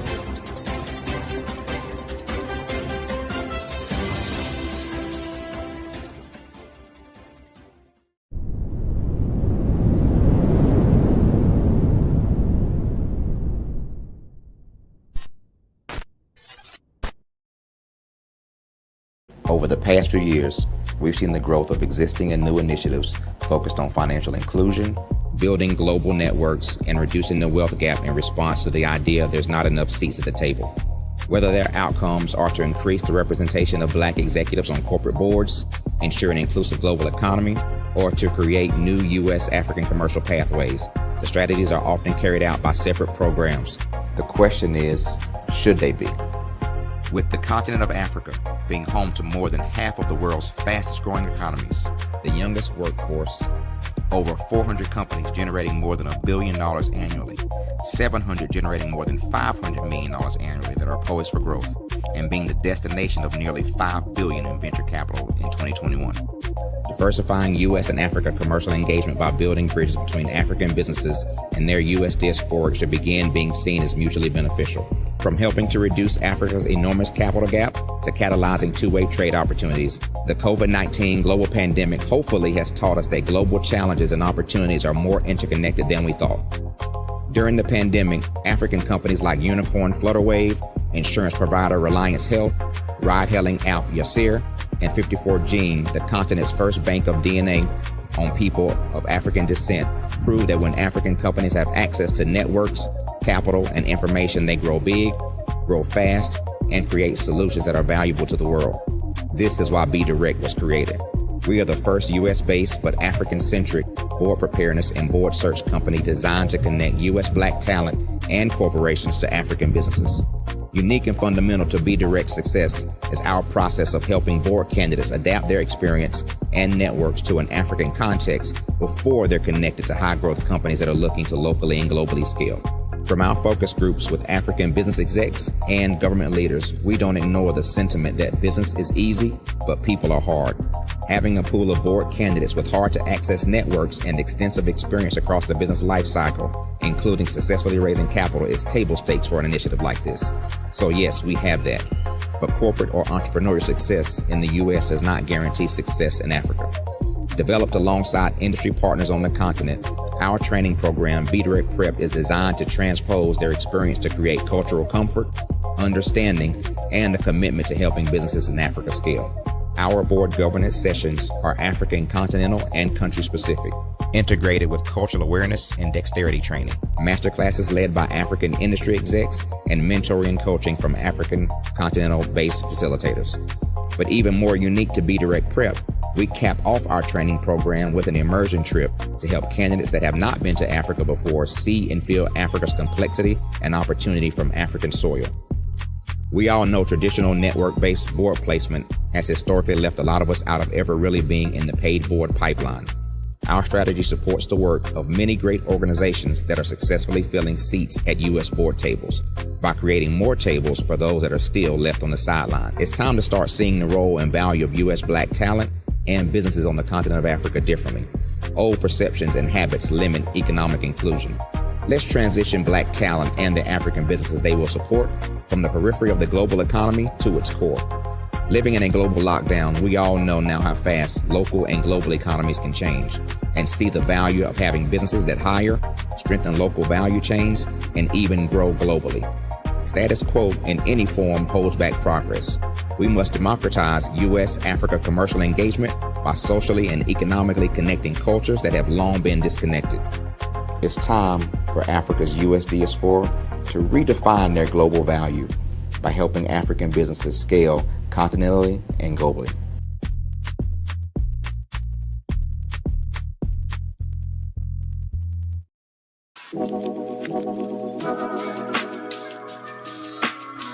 The African company and the African CEO is making a conscious decision to bring on someone external to the continent versus bringing on someone who is from Ghana or Kenya or South Africa.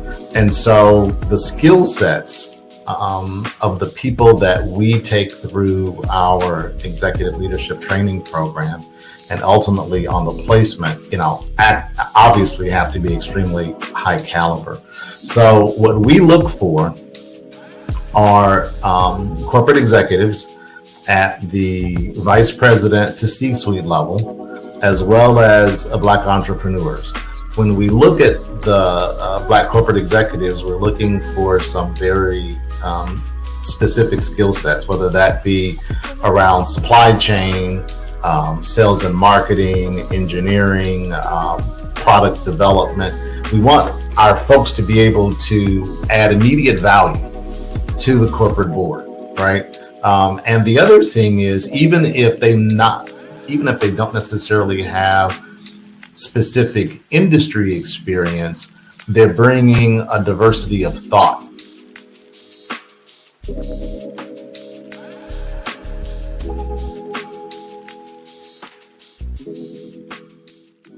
Hello, I am Dr. Eric Kelly III, the visionary strategist and founder of the Black Business Olympics. I invite you to showcase your Black-owned businesses on the Black Business Network global stage. The Black Business Olympics is a global Black Business Network platform that propels Black-owned businesses into the international spotlight. By showcasing your business on the Black Business Olympics platform, you can reach a worldwide audience of potential customers, partners, and investors.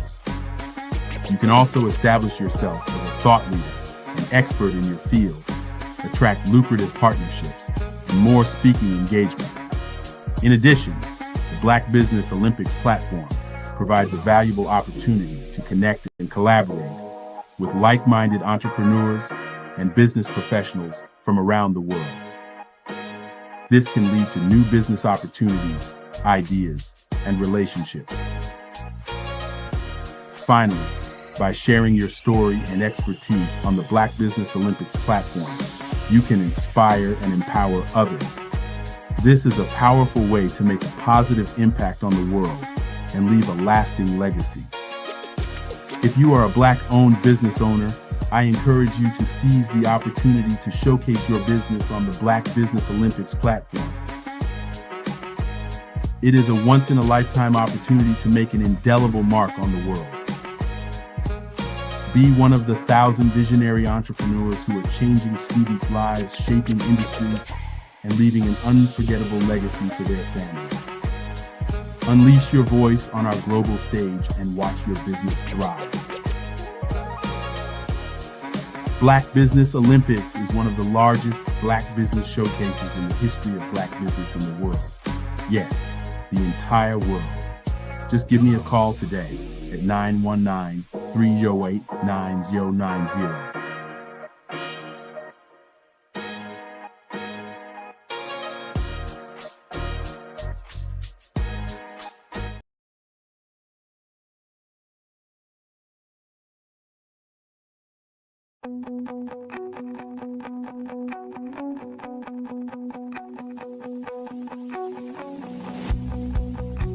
I am Black business. From the moment I wake until the time I sleep. Yes, I am Black business. I am Black business. Tell me, Are you Black business? I am Black business. Do you support Black businesses? Listen, I support Black business because I am Black business. Black Business Expo, one of the largest business showcases in the history of Black business in the world. The world! Sign up today at www.blackbusinessexpousa.com or call 919-308-9090. I am Black business.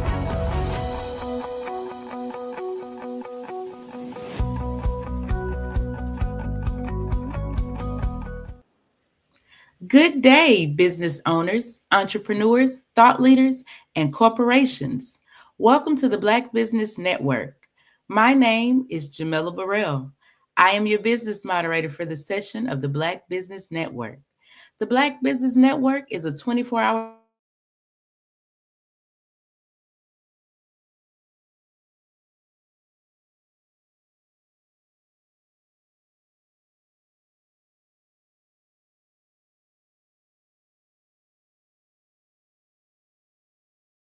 is a global community sharing business knowledge to empower, inspire, and educate businesses about businesses. We will be doing a fireside chat with Dr. Arnetta Rogers.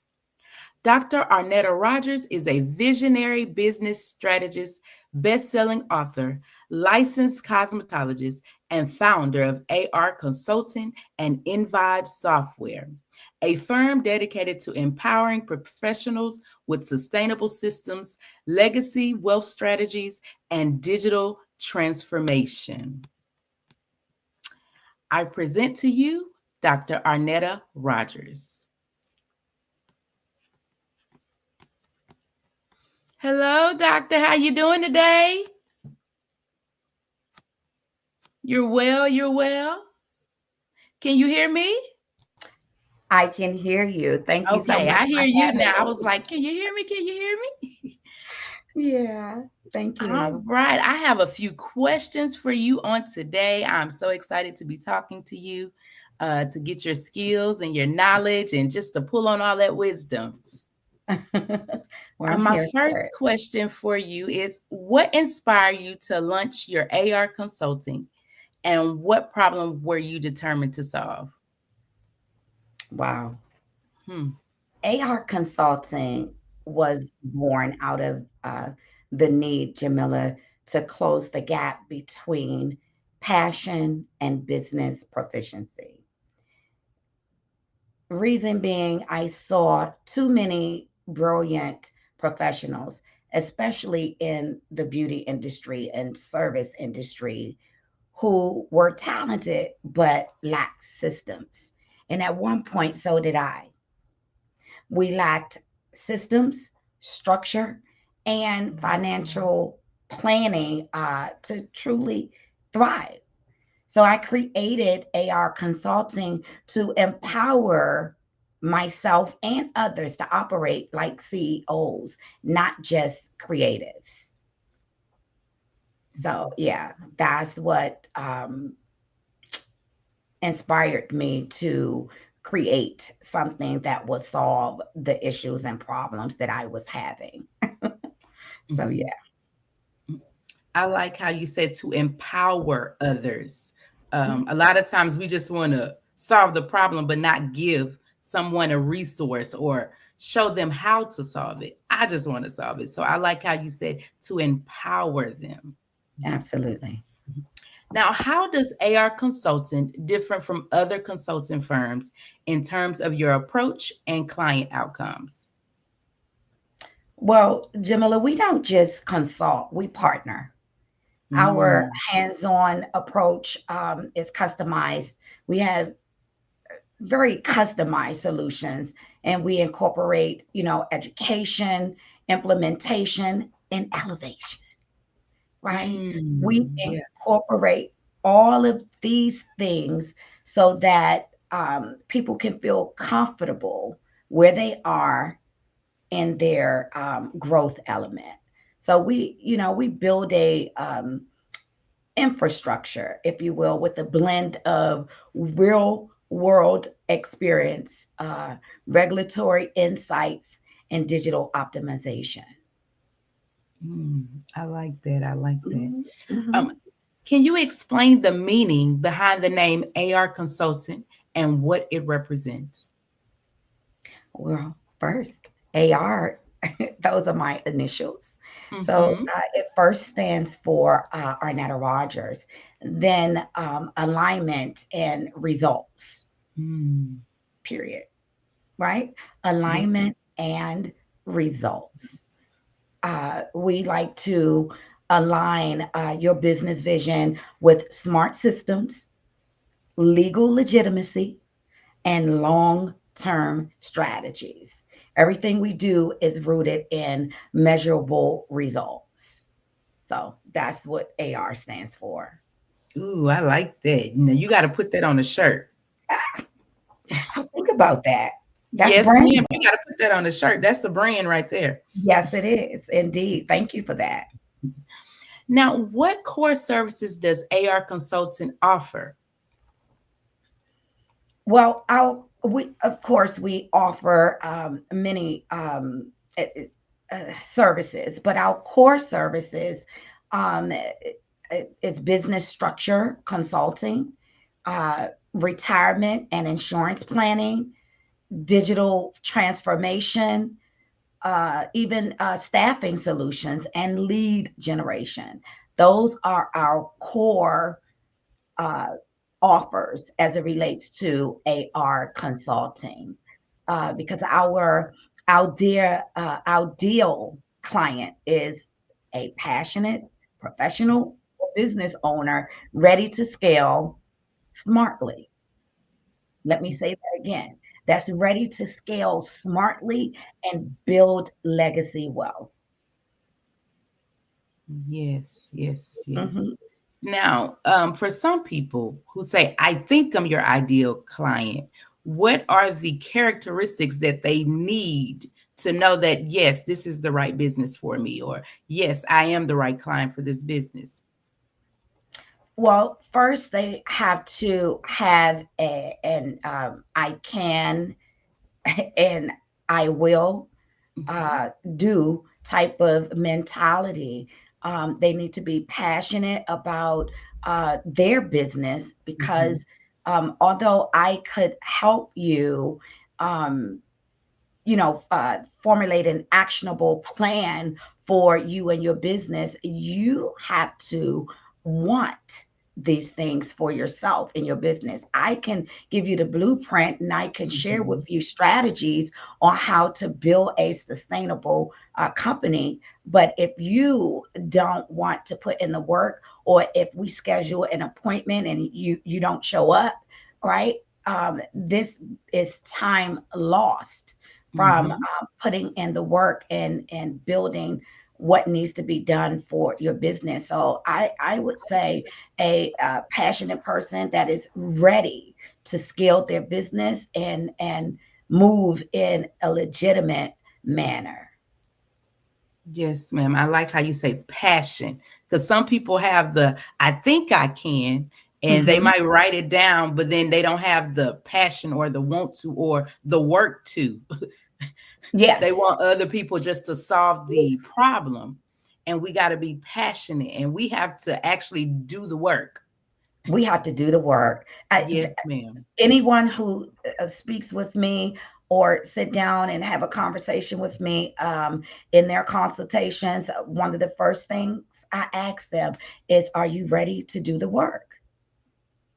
That's period. Because I can't do it for you. I've done my work and I'm still Mhm. doing my work because it's never Yes. ending. Yes. But if you work with me, you'll definitely get the tools and the systems that you need in order to put your business in that space that you want to be in. But when I give you an assignment to do, it is to grow your business. I'm Mhm. just not giving you an exercise to do. That Mhm. exercise is going to be on leveling your business up to the next level. So if you're ready to work, I'm your girl. Yes, ma'am. Yes, ma'am. Now, how do you help businesses identify and fix blind spots in their operations or growth strategy? How do I help businesses identify and fix blind spots? Well, we conduct a holistic business audit to uncover financial, operational, and branding blind spots.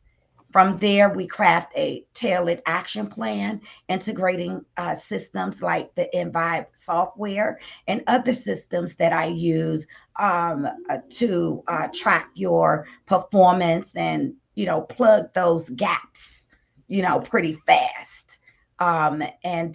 So, yeah, that's what we do. We do an audit. We uncover some things. And then we share with you through an actionable plan how you can integrate systems to make them work better for you. And if you have a team, that's even better, right? But even if you're working as a solopreneur, I've been there. I know where to start with you, meet you where you are, and then help you to scale. Everyone is not the same in their business. And we all know that. And as many coaches and consulting firms out here. So you really just have to find someone that you feel comfortable with, that you like, know, and trust, that you can feel free to be who you are and share those, I guess, for lack of a better word, secrets.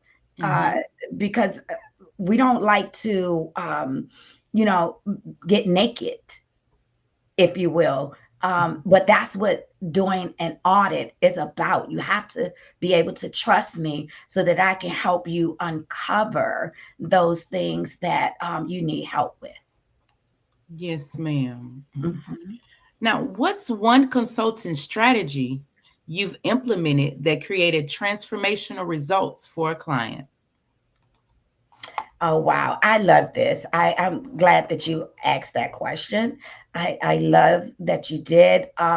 One client in particular, she went from she's in the Silver Spring area here in Maryland.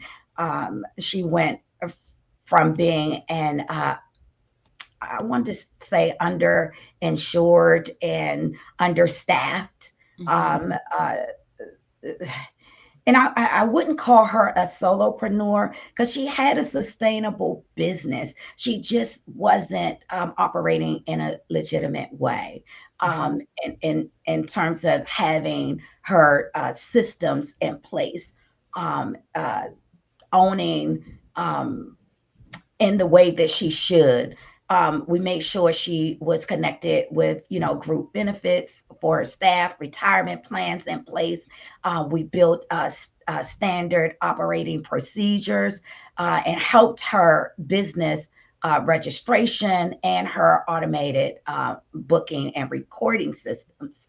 And so, still to this day, she thanked me because she had a lot of the tools. She just didn't know how to use them, and she didn't know where to put them in its proper order, so that she could feel efficient and be the boss that she knows she was meant to be.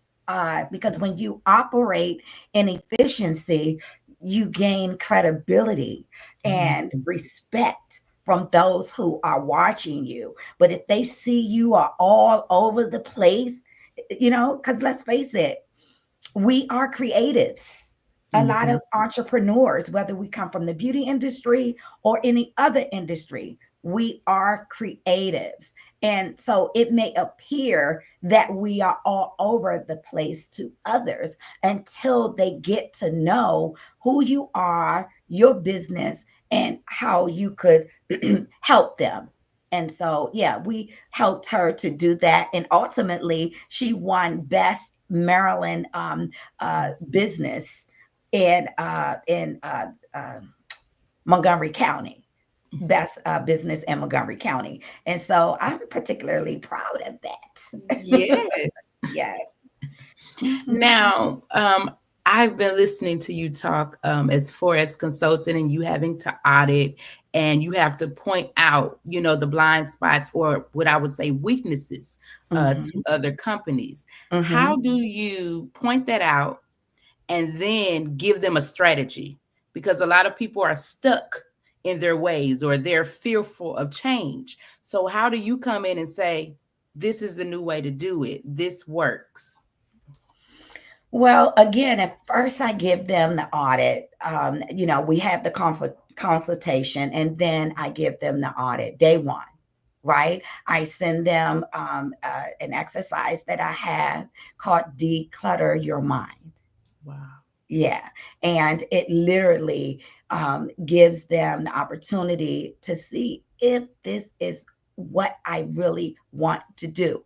Yes, I had this bright idea. Yes, I even started this business. But when I see the work that needs to be done to sustain this business, do I really want to do this? So I do that first. I have the consultation. I give them that audit, and that lets me know if they're serious or not, right? Are you ready to do this work?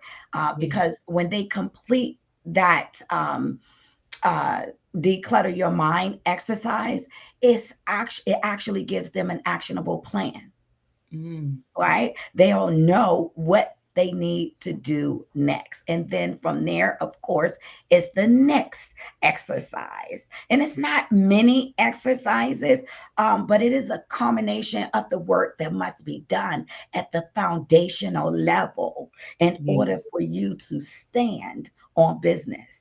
Right.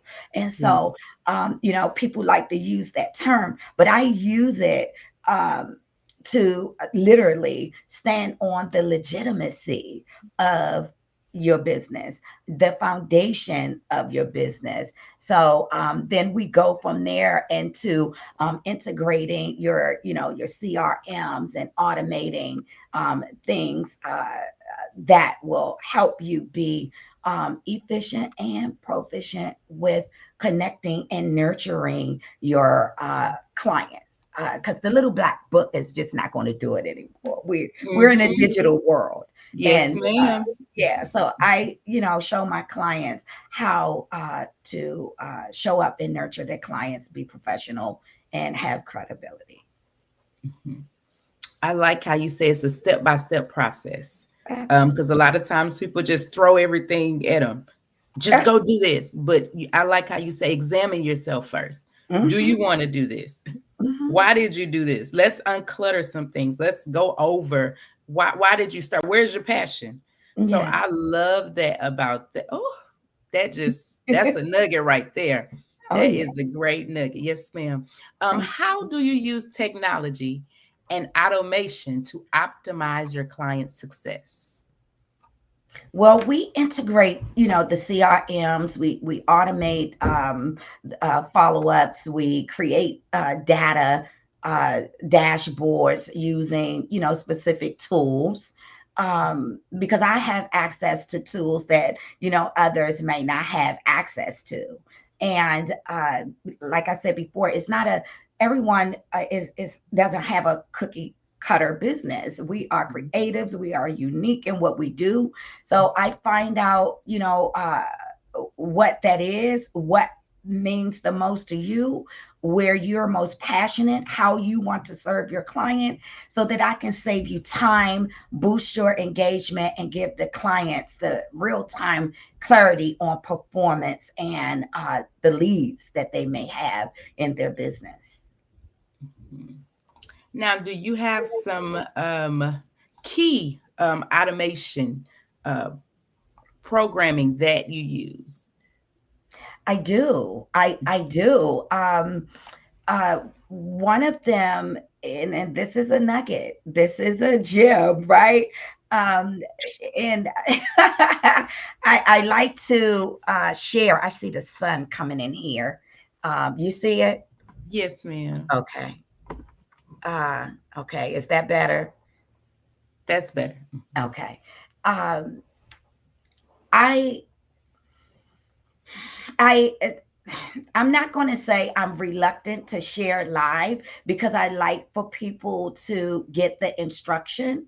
And I don't want them to look for these tools and try to operate without any education on, Yes.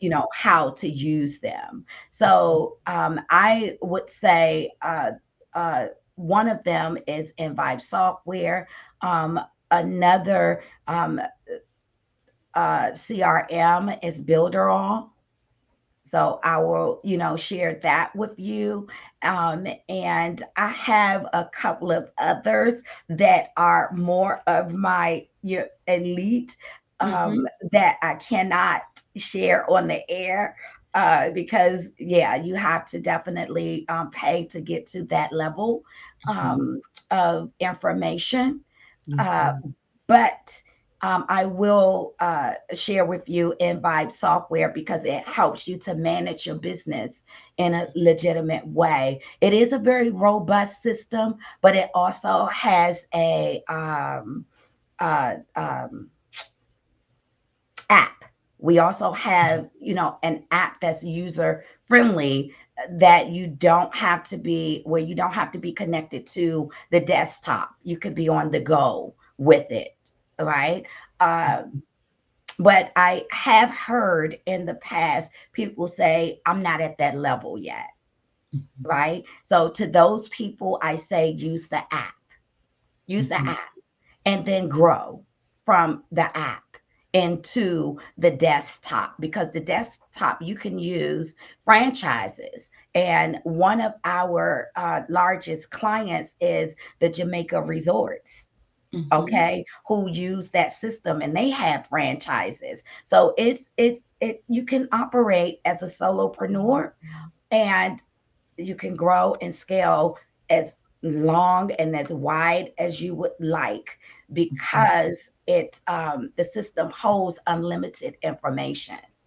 And so yeah, definitely. And then of course we need our CRMs. There are many different types of CRMs, but yeah, the one that I use works well for myself and my clients because it helps them still to scale and to grow a great deal before they get to that larger company and may have to use Salesforce or that type of CRM. But yeah, I would say those two for now. But if you would like to know more, I definitely have what you need in my arsenal. You just have to invest in yourself and we can grow.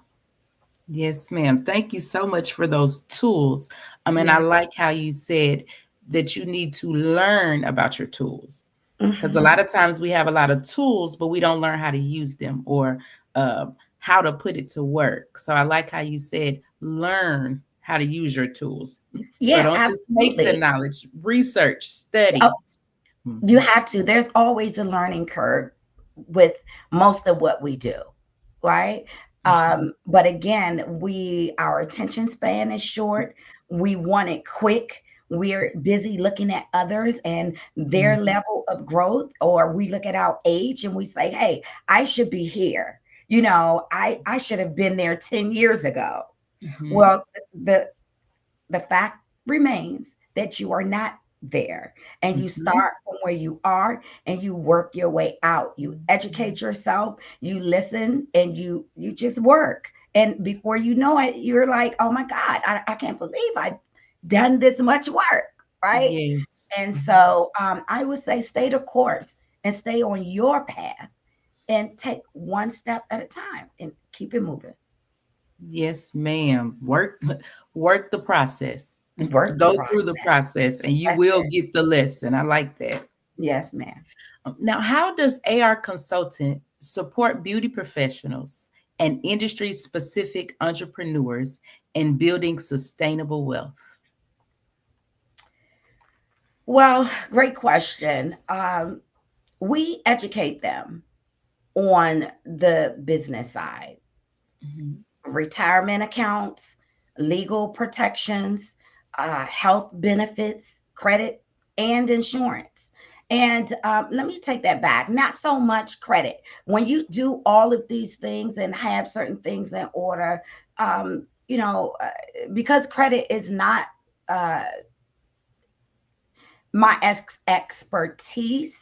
However, I do have collaborations and partnerships that I bring in to help you in that area. So that's what I mean when I say credit. But my focus is, to educate them on the business side of things with, having the protections and insurances in place and providing systems to help manage all of that efficiently, because wealth is planned, not accidental.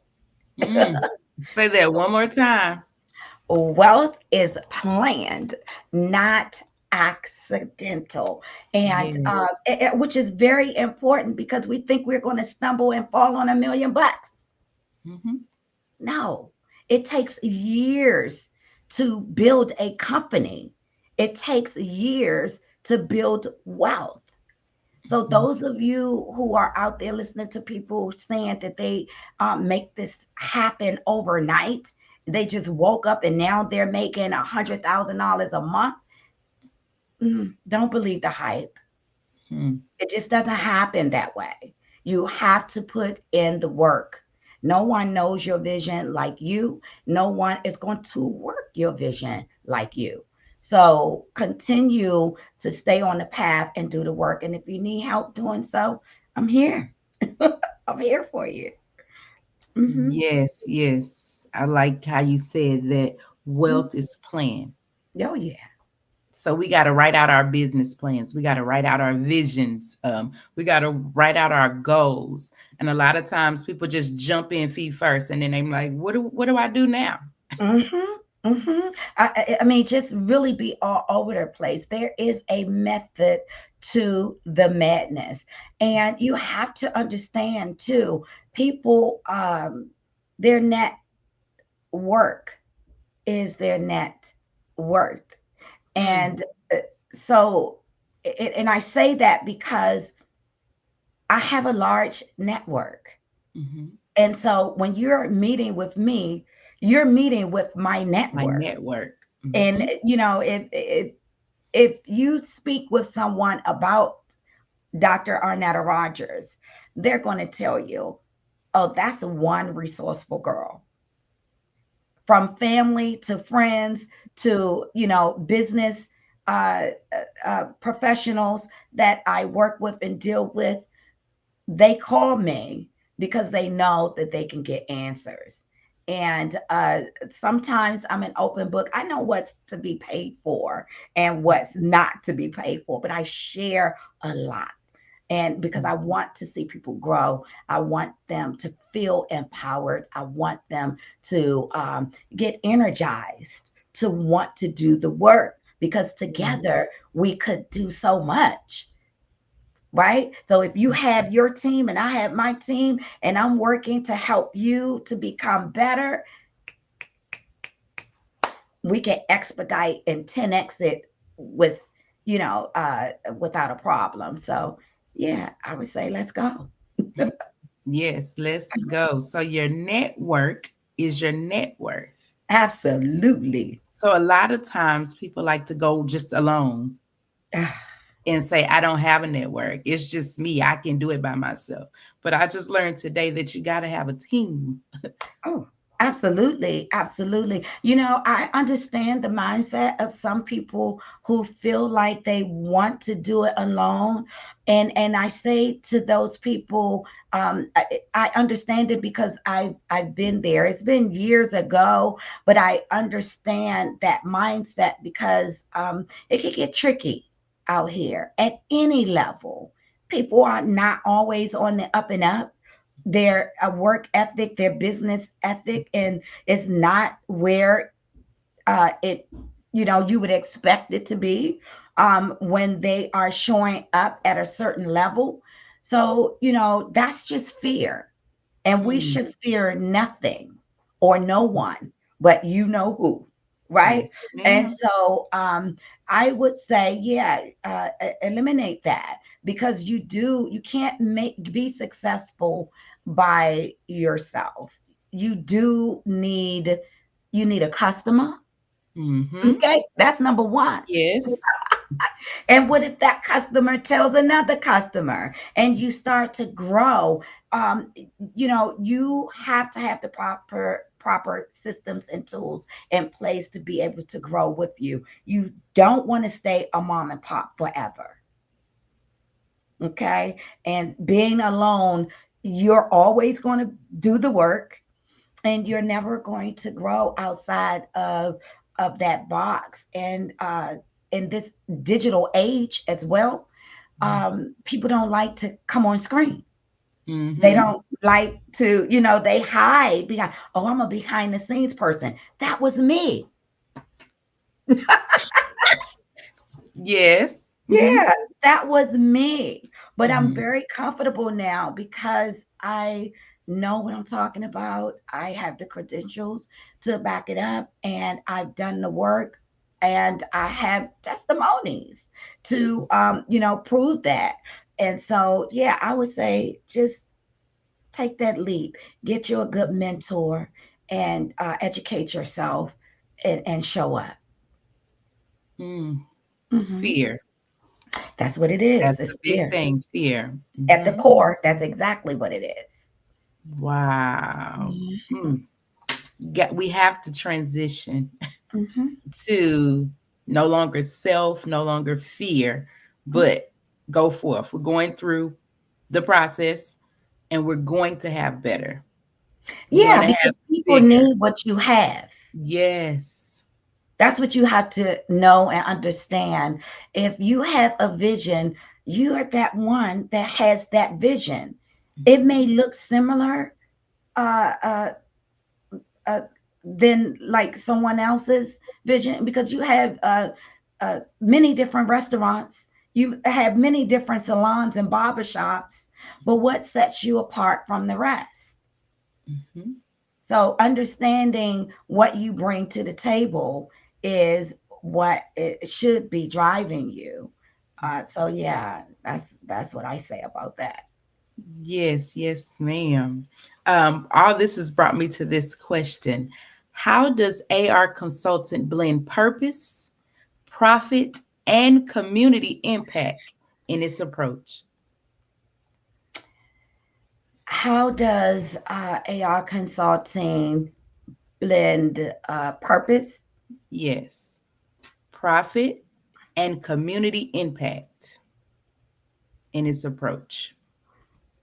Great question, and I love it. We teach clients how to lead with purpose, which comes off the heel of the last question, right? Yes, We yes. teach clients how to lead with purpose, structure for profit, and give back through mentorship, community, education. And now I'm planning a nonprofit organization. So I would add non-profit initiatives, like educational efforts. Um, with my nonprofit, I will have transportation and beauty combined, right? That is what's going to set me apart from the rest. What purpose comes out of that, and the passion that comes from that is my brother was killed in a car accident. He was killed by a speeding vehicle coming from the subway station. And one of the things that we did not have in this area coming from that subway, the road that he was trying to cross, there's no transportation coming from that area. It is, but it's not. It's not for us. And so, many have tried to travel that road, and many were injured. It wasn't until my own brother was killed that I saw that there were 100 victims who had either was injured or had passed trying to get across that same road, which of course fueled fire in me, because now, wow, I'm really having a conversation where I can speak about it and not be in tears. But that is something that fueled me to create a nonprofit where I could merge transportation and delivering that service and beauty, where we could, have, beauty events or workshops, people coming off the subway that could get a haircut or, buy beauty products. I just needed to combine the two. And I know that kind of went out of the way, but I was speaking to the blending the purpose of why and how AR consulting, blends purpose with profit and community. So yeah. Now, how does AR consulting help clients transition from hustle to structured systems and success? Can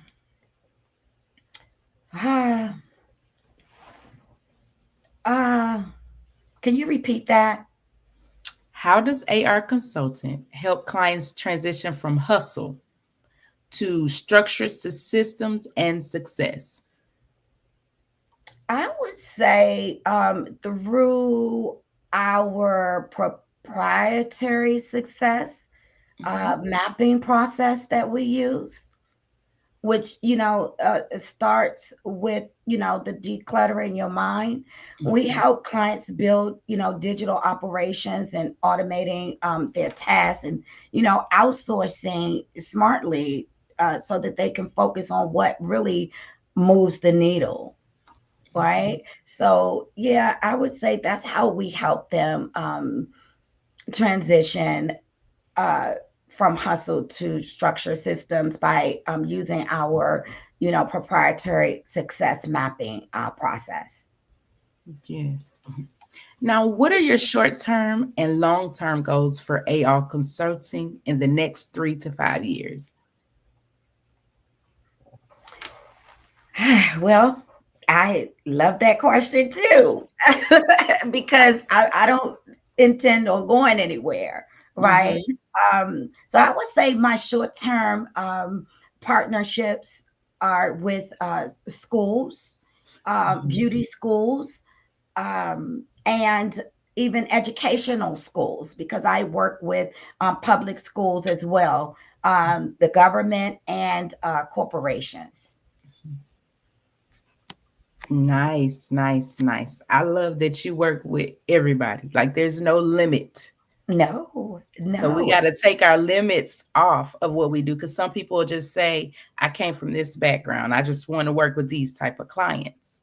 But we have to expand our horizons. We have to talk to people outside our box. Yes, but that comes with time. That comes with time, and it comes with feeling comfortable with the knowledge that you have, that you could share with others. Because again, you can't expand to something that you know nothing about. And sometimes you have to be at a certain level and then go to the next. And then God, he'll send you the direction that he wants you to go in. If you asked me 10 years ago, did I know I would be standing right here doing what I'm doing in business at AR Consulting? I would tell you no, because I didn't. I had to experience it first. I had to do the work first. And then he brings you the next level as you grow and progress. You take one, he'll take 2 and 3, and voila, you're here. So don't rush the process.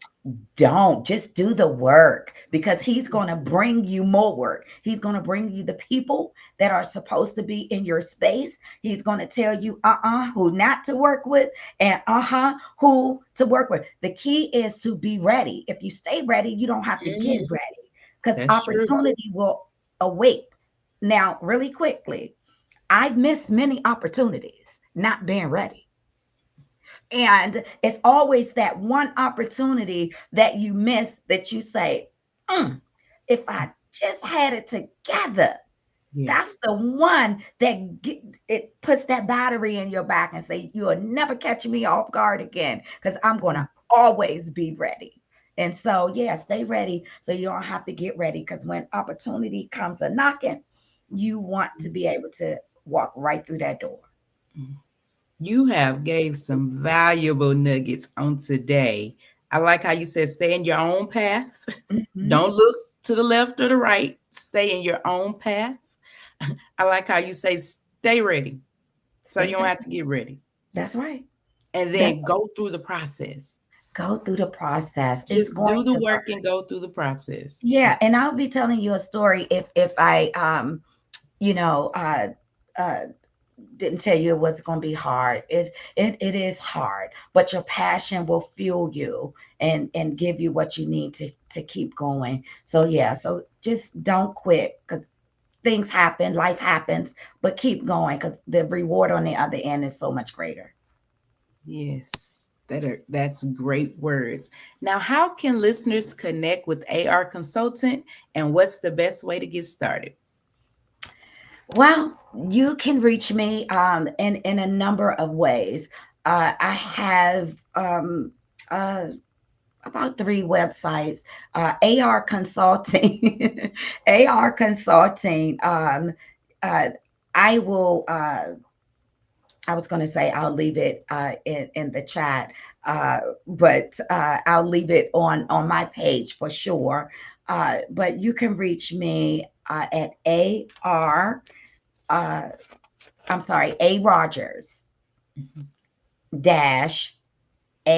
AR consulting builderallsite.com. Okay, so that's with AR Consulting. And I need to get a shorter link. I'm going to do that today. But just know you can reach me there. You can reach me also at MyBMF Solutions. That's MyBMFsolutions.com. You can reach me at those 2 places. And my number is 866-357-5337. And you can reach me directly there. You can click number 1. You can reach Chief of Operations. That would be me. And it'll bring you directly to me. So, yeah, there are a number of ways. Thank you so much, Dr. Arnetta, for coming. Thank you for your wisdom. Thank you for showing all your expertise. I just want to remind you that genius is coming, and I'll see you on the other side. Yes, ma'am. Thank you. The Black Business Expo mission is to raise funds for high school seniors going to college or K-12 entrepreneurs.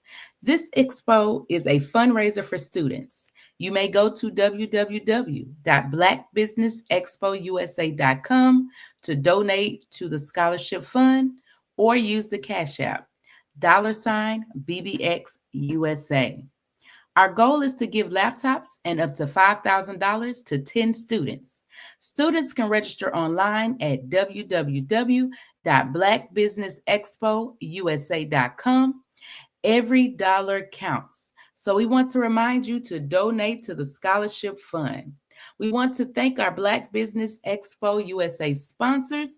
That's NC-100, Suede Soul, Carolina, Virginia, Minority Supplier Development Council, Step Management, Margie McLean Foundation Incorporation, Genius is Coming, Executive Women's Success Institute, The Quality Coaching Company, Superwoman Business Services, Creative Force Studios, Lee Entertainment, Black Business Olympics, Artistic App Design, Banks Law Firm, Black Business Expo USA. Genius is coming, and I'll see you on the other side.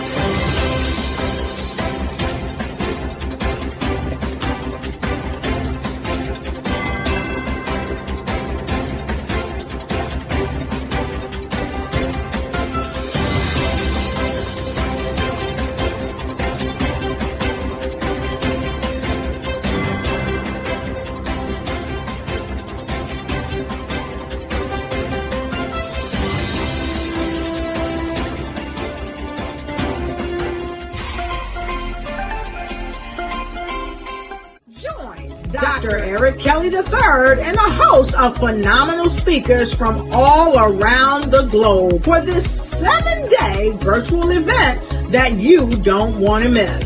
The mission of the Black Business Expo is to raise scholarship money from kids all the way from high school, all the way from college. The Black Business Olympics is one of the largest Black business showcases in the world. It is an opportunity for businesses and companies to showcase their businesses globally. We are going to be giving away laptops up to $5,000 away to students. Again, I'm Olivia Appleberry, the founder of 2 Cents Finance and one of the speakers for the expo. I am so excited to see you there. For more info, go to www.blackbusinessexpousa.com or call 919-308-9090 and hope to see you there. I am Black business. From the moment I wake until the time I sleep. Yes, I am Black business. I am Black business. Tell me, are you Black business? I am Black business.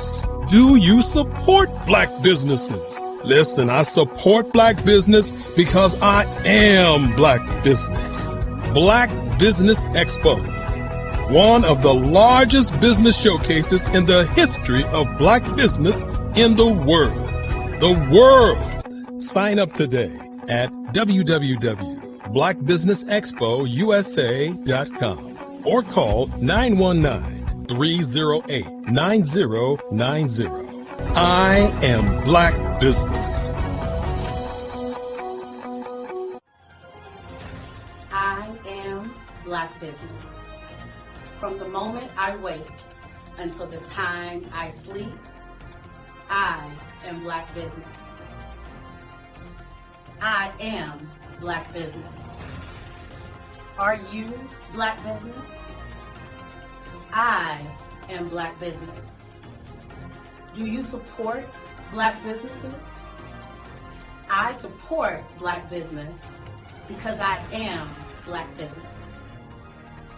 Black Business Expo, one of the largest business showcases in the history of Black America in North Carolina. Join Dr. Eric Kelly III and a host of phenomenal speakers from all around the globe for this 7-day virtual event that you don't want to miss.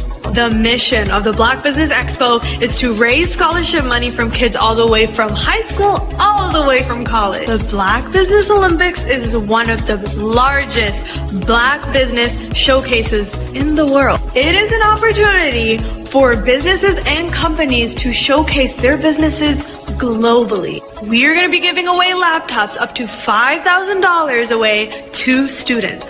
Again, I'm Olivia Appleberry, the founder of 2 Cents Finance and one of the speakers for the expo. I am so excited to see you there. For more info, go to www.blackbusinessexpousa.com or call 919-308-9090 and hope to see you there.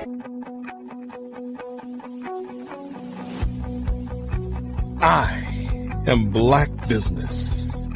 From the moment I wake until the time I sleep. Yes, I am Black business. I am Black business. Tell me, are you Black business? I am Black business. Do you support Black businesses? Listen, I support Black business because I am Black business.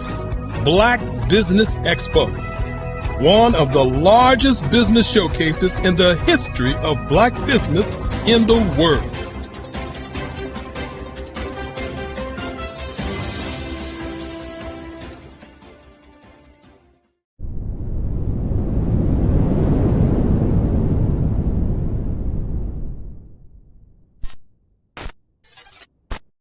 Artist to me is a creative expression of something from nothing. You know, it explodes onto the canvas, or it explodes on in my work. One of the things that I try to do more than anything is I try to just give the lines and the movements and emotions and expressions into what I do. Art really means to me a chance to express how I feel deep down inside. Most of my art begins as a thought that I might have, whether it's sports, whether it's history, whether it's a woman or a man. It pretty much starts as an idea of thought before I get into the actual image of what I'm going to draw. I do a lot of historical pieces. I was a history minor in college, and I love to do history pieces. And a lot of times I'm thinking about history, and then I try to make that history impact you as you look at it. That's one of the reasons I do pictures so large. People ask me, why do I do pictures so big? And I tell them, I want the piece to impact them as they're looking at it, to kind of dominate them, dominate their space. And most of my pieces I try to do off page. I don't try to do anything that's going to be in those four corners or in a square. And I want your imagination to be a part of the piece that you're looking at. I am from Washington, D.C., but I was raised in Durham, North Carolina. I came to Durham when I was about 5 or 6, and then I traveled back and forth to D.C. because it's where my people are from. One of the unique things about my family is my mother, she's also an artist. She does quilting, and she does a lot of artistic things. And then my son, he draws with both hands, his right hand and his left hand like I do. So that's kind of a family trait. And then my other son, he's a videographer, and my daughter, she works, she's a regional vice president for Sunglass Lab. When you start out drawing and sketching, you want to continue to explore, each avenue. I do pastels, I do pen and ink, I do painting, I do acrylics. I haven't done oils yet, but I try to do all facets of art. What I say to a lot of times to people is, you can't put yourself in a box when you're an artist. You have to explore. And over the course of my life, I've tried to explore different mediums. I also do sculpture as well. I choose my subjects by the intensity that they have in their faces or the intensity that somebody is moving, because I do more than portrait drawings. I also do I do abstract, and then I do figurative drawing also. Well, what happened in this particular show is that I started out trying to come up with something that would be a little bit different than what everybody else is doing. So I was working on a Barack Obama show, and they wanted me to do some paintings of Barack. And so what I did was, because of the deadlines, I kind of did it kind of fast. And then I realized when I was doing it fast, I enjoyed it. And so then I started doing other pieces the same way, and I started to enjoy those pieces also. And so I came up with this particular style, and it's a style of lines and colors. And what's interesting is that when I was in college, I did a show called Lines, Colors, and I talked about the boldness of the blacks, the hotness of the whites, and this is how this has come about, later on in my life. And the colors comes from a lot of the entertainers that I work with, where they wear different colors. They don't wear, your plain reds or your whites. They wear different colors, and so that's also another piece of what's giving me the colors. The subtitle of this show is Faces That Speak Life. That's real critical. Faces that speak life. Each one of these pieces is a life source and a life energy that's being put on display for people that are looking at them. I always say in terms of my art, it's not important that I draw them. It's important what you get out of what I draw. I don't try to just draw it because you like it. People wanted me to do prints. I didn't do prints. People asked me to do different people, but the people that I choose are people that make a difference in the lives of people in the world. So the human landscape idea was, again, as I say, the lines represent your emotions, it represents your ideas, and it represents your journey as a human being. And that's why you get the different pieces and the different looks. And as you notice, I try not to do one look that looks alike another look. And that's what's the most important part of this show. What if you could build your own city? A place where every child can find nurturing people to help them achieve their full potential. A place where every adult can access job training support. Where health education is abundant. Where social justice ruled the land. A place without limitations. Welcome. You have arrived at STEM City, USA. It is what every city should be. A safe and trusted community where you find people and resources to help you become everything you are and beyond. STEM City is unlike anything you have ever experienced. It is a digital twin of the world around you, only better. STEM City is about energy and soul renewal. It is more than a digital world. You can almost feel the power of live cultural events, music, and theater.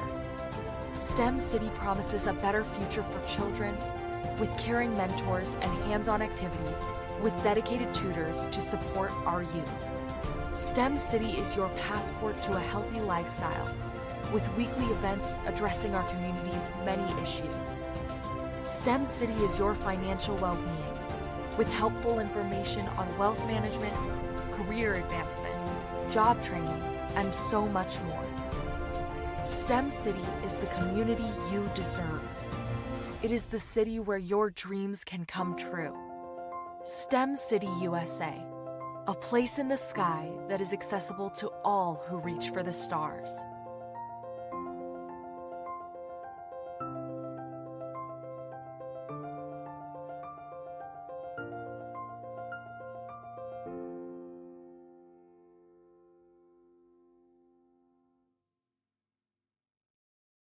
I was born in a little village on the island of Haiti. Many deadly diseases pounded me. It is as if they were on a mission to end my existence on this earth. I refused to give up. In 1983, I left Haiti and came to the United States of America. And I came with $5, 2 shirts. I didn't speak any English. I came to Atlanta. I got a job. I was a doorman. I was a doorman with a dream. What I used to come on stage. I'd rehearse this moment that I'm standing in front of you. That's the power of a dream. Maybe today is the day you begin acting as if you already have it. And then step out with full force. Take a risk. No condition is permanent. Don't let your situation distract you. You are chosen. You are called. You are born for a purpose in this life.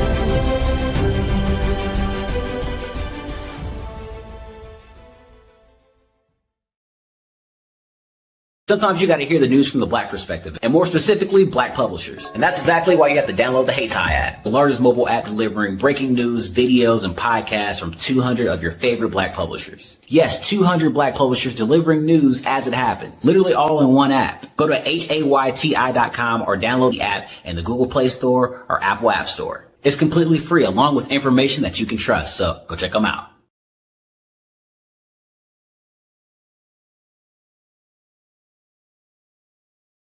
Phenomenal Tanya T. Wise, who is here from the great state of Maryland. Tanya, welcome and thank you for being with us today. Can you indulge our audience?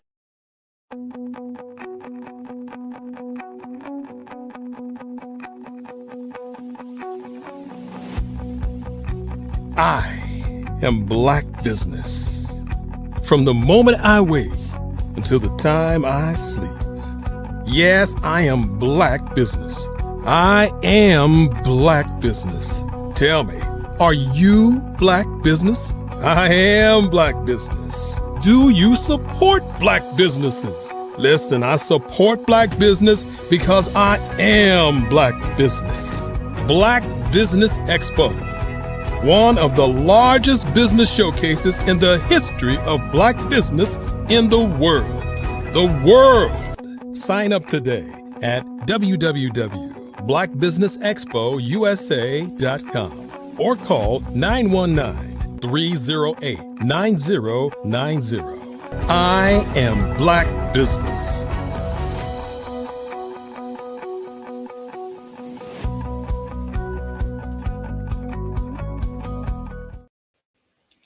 Good day, business owners, entrepreneurs, thought leaders, and corporations. Welcome to the Black Business Network. My name is Jamila Burrell. I am your business moderator for this session of the Black Business Network. The Black Business Network is a 24-hour business network showcasing Black businesses, business owners, entrepreneurs, and thought leaders worldwide. We have speakers from North Carolina, London, Singapore, Africa, Japan, and cities all over the United States. The Black Business Network is a global community sharing its business knowledge to empower, inspire, and educate businesses about businesses. Our speaker is Jeremy Newkirk. Jeremy Newkirk is a dynamic social entrepreneur and tech architect known for his signature question, "How may I help you?" He managed billion-dollar tech and business projects, influenced politicians, educators, entertainers, Fortune 500 leaders, and governments worldwide. I present to you Jeremy Newkirk. Hello, how you doing, Jamila? Hello, Jeremy. How you doing today? I'm doing pretty well. Nice to meet you and see you. Nice to meet you. I have so many questions for you. Let's get to it. Okay, the first question is, with so many successful business ventures, what got you started in business? My family. I literally just had this conversation. I was in Washington, D.C. Metro visiting my aunt, unfortunately, who has cancer at the moment. And some of my relatives came up from North Carolina, where I'm originally from. And we were talking about the spirit of entrepreneurship and how it just is so vibrant in our family. From my mother's side and my father's side, I just grew up around a bunch of entrepreneurs. Last name, which is Newkirk Chapel, just because it was so many thriving Black-owned businesses. Whether it was my uncle owned a repair shop, my grandparents owned a farm, my other uncle owned a construction business, my father owned businesses, landscaping, electrical, HVAC, and so I just grew up around a bunch of entrepreneurs. I was not privileged to lay in the bed all day in the morning. I had to get up early in the morning. My mother actually woke me up around 4:30, 5 o'clock every morning, which is something I still traditionally do to this day to get my day started and prepared. And so I just grew up around a lot of entrepreneurs. And like I told my dad just this morning, we was talking on the phone, I said, I've never not known what it feels like to get up and get what you want. So I was taught to get up in the morning and go after what you want. And to me, that's the spirit of entrepreneurship. Wow. Get up and go get what you want. Absolutely. Go Not get ask it. somebody to bring it to you. Oh, no, we don't work like that. Go get it. I like Go that. get it. That's a why whole my nugget. Yeah, my signature line is "Let's get it." You know, everybody know me for saying that all the time. Let's get it, because it's up to us to go get it. It's not for us to wait for handouts or somebody to hand us something. You have to wake up in the day that you wake up into and go get it. You have to. You have to. I like that. I like that. Now I read in the bio that you were known for asking, "How may I help you?" Where did that mindset come from, and how has it shaped your journey? My grandmother, my mother's mom, Miss Bessie Ruth Melvin Newkirk, God bless her and rest her soul. She was one of the cooks at my middle school from 3rd to 8th grade. And she just instilled in me service. That was one of her, signature lines is, how may I help you? And so I think we've gotten away from that. If you look at, where we are as a society, it's all about me, instant gratification. And people forget to ask that one question, how may I help you? I was also taught by one of my lawyers a long time ago. He was like, if you ever get in front of somebody that's supposed to be servicing you and they don't ask, how may I help you first, you probably need to get up and walk out the door. True. Because we're here to serve. As entrepreneurs, your main focus should be to serve, because that's what we're here to do. We're here to serve the general public and the people at large that are here to participate in our products and services as entrepreneurs into our innovation. So our main focus should be service. And I don't think that, we do that enough, or we think along those lines enough. I like how you said we're here to serve. You don't hear that nowadays. You don't see that because customer service is gone. Well, it's in the hands of AI. True. Now, what inspired you to build Be Official Management Group and its diverse portfolio for companies?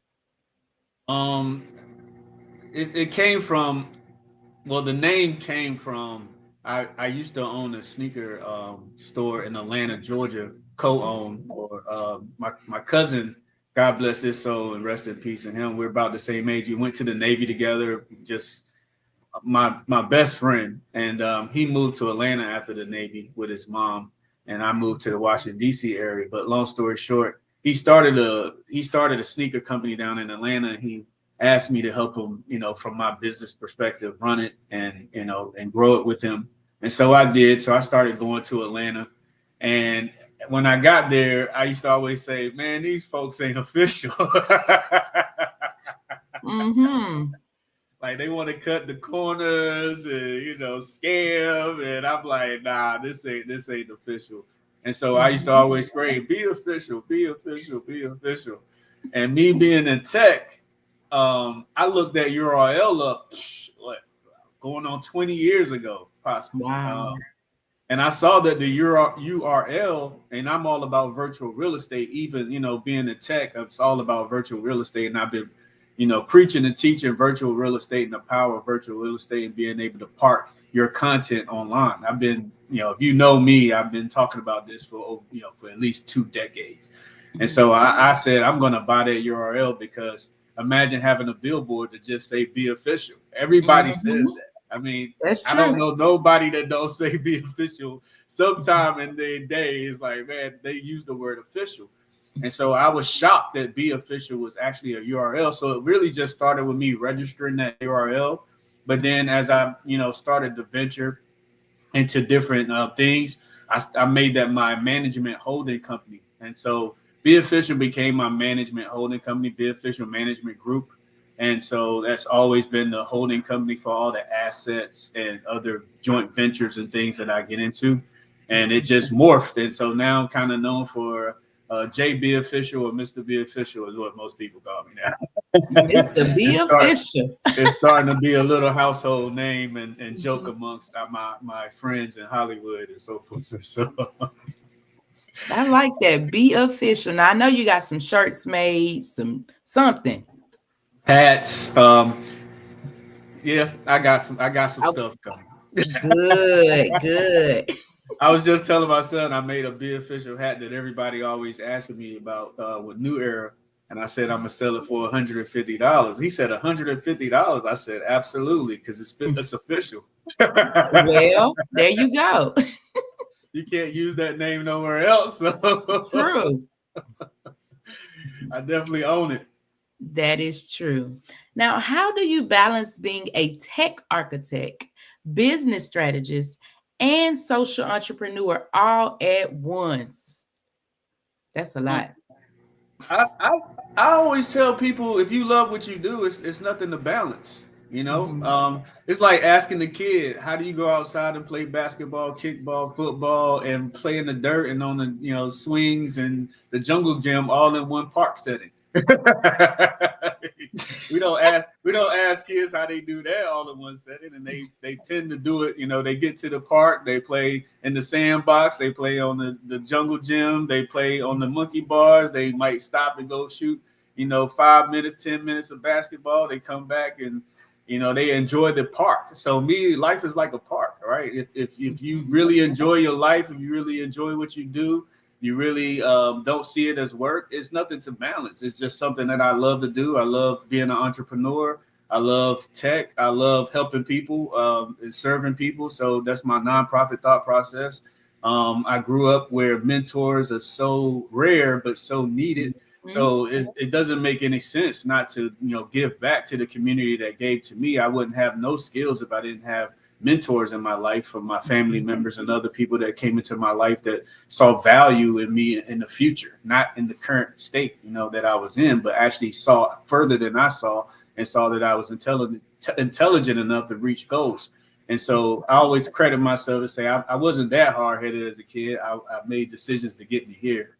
So those decisions were made based out of just having fun with life. And that's all I've always been known to do, is just have a lot of fun with what I'm doing and just enjoy every moment of it. And, stay away from a lot of TV and social media that has you scrolling, doing nothing. I just believe in being very productive with my time. They say time equals money, but I disagree. Time does not equal money. Time is way more valuable than money. You can always replace money, but you can't replace time. Mm-hmm. So your balance is your passion. When you're passionate about something, you'll live it, you'll breathe it, and then you're also replicate it. So you're able to be a mentor. Wow. Yep.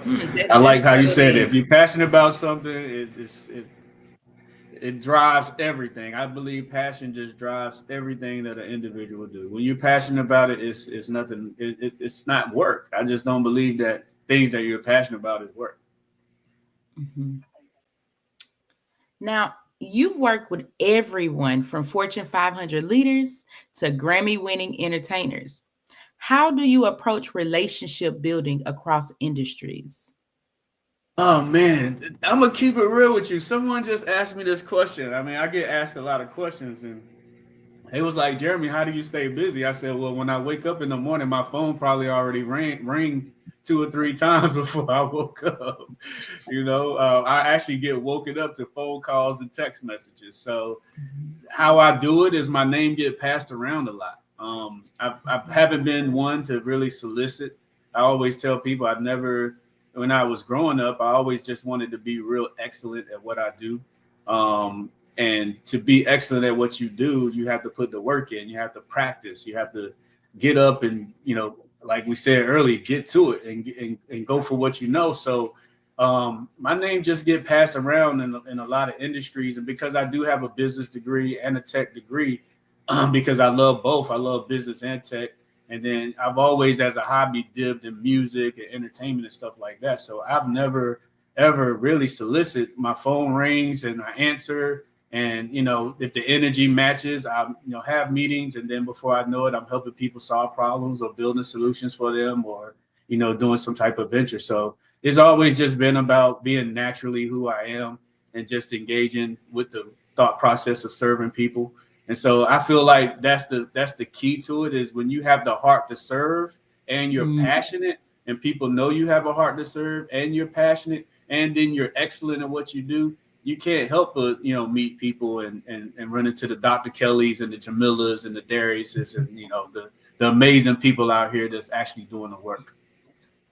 Mm-hmm. Someone told me that your gift always make room for you. So absolutely.